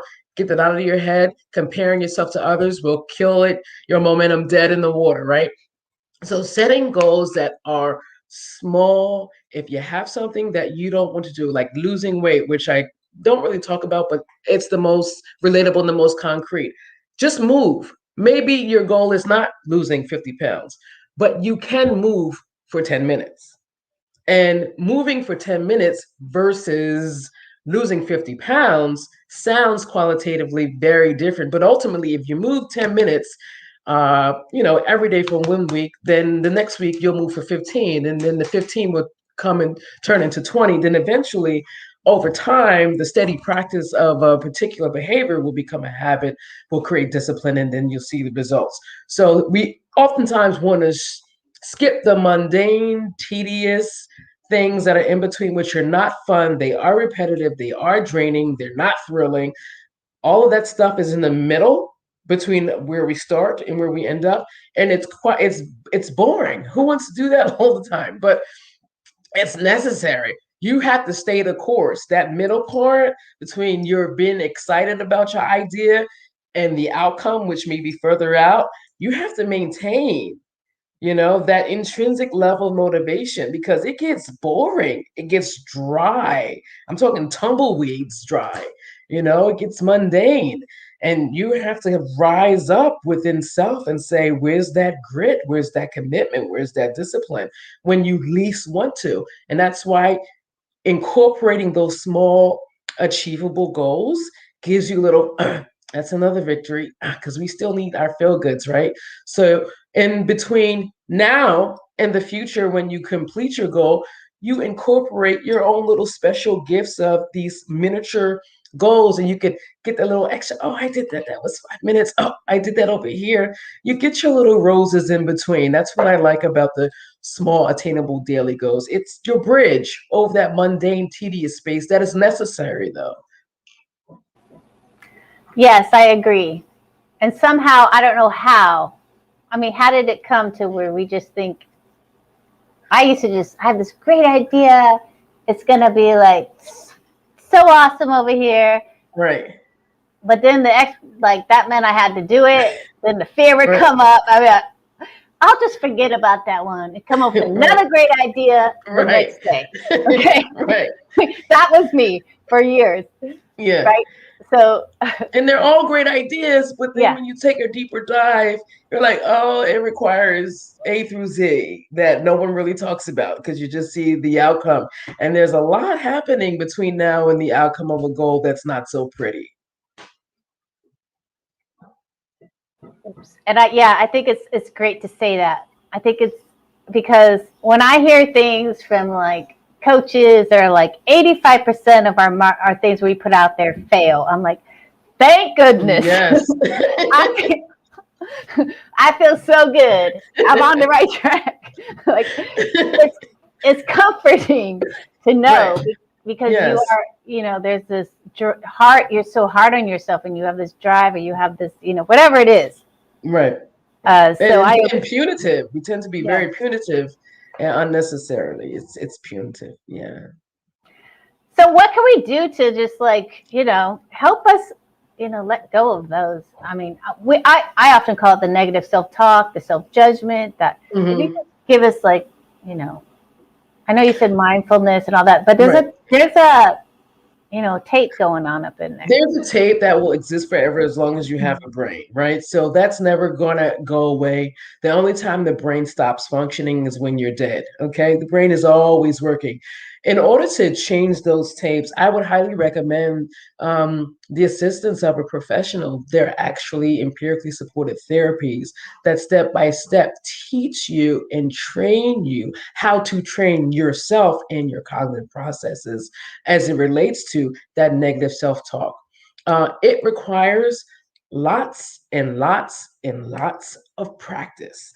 It's not going to be the case that you go to one session or two or three. There's no predetermined number of sessions that will equate with, I know how to do this now. It is a task. It is a journey. It is emotionally very labor intensive, and you will likely not like it a lot of the times. It's not fun, but it is worth it. And it is meaningful, and it will definitely impact the quality of your life for the long term. So I'd highly recommend. There are therapies, like I said, that help you do that. The negative talk will come. I mean, there is no cure for that. It's part of the brain. It's part of your humanity, and why would you? I mean, sure, there may be some sort of illegal and immoral surgery that you could cut out the hippocampus and the amygdala, right? And you wouldn't have any memory of any negative event in your life, and you'd be free to probably do the same stupid things all over again. But, you would not have any memory of anything good either, right? So you have to take the bitter with the better. So that's, it's just, maturity that comes with time. But it's a lot of practice. You're not going to wake up like, no negative talk. I'm in my zone. I can do anything. It just doesn't exist. Yeah. So I know you have a gift for our audience. I'm going to put it in the chat box if you want to speak on that. Well, on my website, you just click the button that says complimentary gift. Now, this is a 30-day downloadable PDF file, and it's a 365-day do it afraid journal on fear. And so, for 30 consecutive days, or you can skip a day, whatever works for your schedule. On each page, there's a box, a vocab box, and each word is related to anxiety and or fear. They're synonyms, 20 synonyms that represent fear. And I ask you about 3 questions on each page for you to get up and confront and engage in a healthy exploration and reflection on these emotions that you've probably in the past had a very negative a relationship with. And so now with this journal, I'm hoping to spark the conversation about how to explore and change the relationship with these emotions, not so much to overcome them, not so much to eradicate them, but these are questions. There are no recommendations. There's no treatment plan. There's nothing prescriptive in the journal. It's just questions, and you just writing free association, what comes to mind, and observing what comes up. And that's what journaling is for. It's your own personal journal. You can burn it when you're done, shred it when you're done. You can save it for later and reflect on it and see if your relationship to these emotions have evolved and changed over the years. But it's bringing all of that negative stuff that you tend to sort of suppress and repress and just, hey, we're just looking at it. We're not doing anything with it. We're not trying to tweak it. We're not trying to minimize it or diminish it. Just a nice old healthy look. That's all we're doing. Thank you for that. I love that because Mm-hmm. Take the stress off of it. Just look at it. There's nothing wrong with looking. You're browsing. You're browsing. You're browsing in your journal. That's it. You're browsing. You know how to browse. You do it on the online shopping. You're not doing anything. You're just browsing. You're not checking out. You're not checking out. You're not doing anything. It's not going anywhere. It's not going to be some miraculous healing at the end of it. You're just browsing. There's nothing wrong with browsing. All right. Thank you for that laugh, Dr. LaShonda. Okay, so this is we've come to the end of our segment, and first I want to say thank you for your time and for your wisdom and for your insights. And this is the reason why I did the Unstoppable You, is to connect with women like you. And to listen to different perspectives and have different tips on life, wardrobe, sex, or whatever it is. I'll take it. So I appreciate all of you today on the panel, and I appreciate everyone watching us live and in the replay. So I would love if you would, before you say your goodbye, if you could unmute yourself and just, give our audience one takeaway, a takeaway, or give them sing a song or a poem or a quote or something to inspire, right? Something to inspire and to really uplift our life today. Who wants to go first?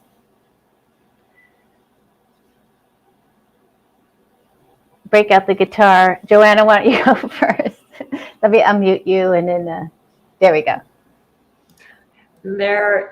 If I were to say one thing, there is nothing more precious than you, and discovering how amazing you are will change every aspect of life.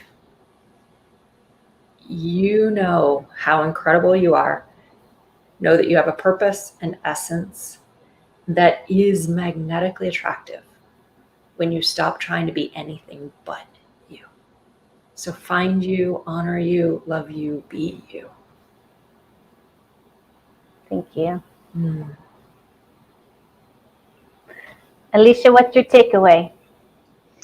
I just want everyone to know that your desire to look amazing, to feel confident in your clothes, this is not self-indulgent. This is self-expression.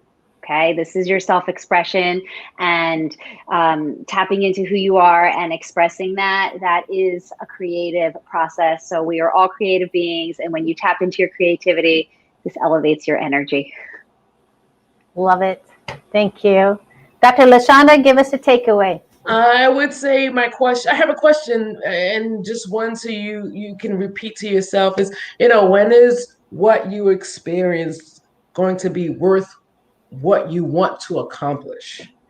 And that's a question that I repeatedly ask myself when negative things or negative feelings come up, and I'm trying to move in a certain direction. Is when is it going to be worth what I am trying to accomplish? And there's always going to be a trade-off. And is it worth it to you? And how much so? Mm. All right, ladies. That wraps this segment up. Again, I thank you and I appreciate you, and I'm so happy to have had you. And I'm looking forward to my new wardrobe, Alicia. I might be emailing you some pictures. All right, ladies, have a beautiful rest of your day, and thank you so much for being a part of the Unstoppable You. Bye. Thank you. Thank you. Bye. So long. Thank All you. right. Beau. Blessings. Blessings to you. All right. All right. Bye-bye. Wow. Woo, that was awesome. That was a beautiful segment. As I say, I mean, we're opening up. It's time for a new wardrobe, new mindset, some magnetize our friends and our future husbands and partners and wives. And so this is my 12th live. We will be here tomorrow for the Unstoppable You second day, starting at 9 a.m. until 3 p.m. Pacific. God, it's just been electrifying, and I'm excited about tomorrow. And let me see here. Here is my, and I know, I would love to hear your takeaways. You can email me your takeaways from this day. And I know many of you are will watch the replay because we get a high replay watch. But I do want to pop in my Calendly link for you for those who missed the opportunity to book a call with me. It's free, and I'm really committed and excited to really empower you to create a vision for yourself and to really get into understanding what might be holding you back, so you can move forward and create that relationship you desire, or the business that you want. Or, I get people who are empty nesters or who just signed their divorce papers, you know what I mean? So I am here. You can book a time with me, and I look forward to hearing from you. And with that, what's going to happen is we're going to end the Unstoppable You first day, and I will see you here tomorrow on the 17th of June. All right, have a beautiful day. I'm going to end this broadcast.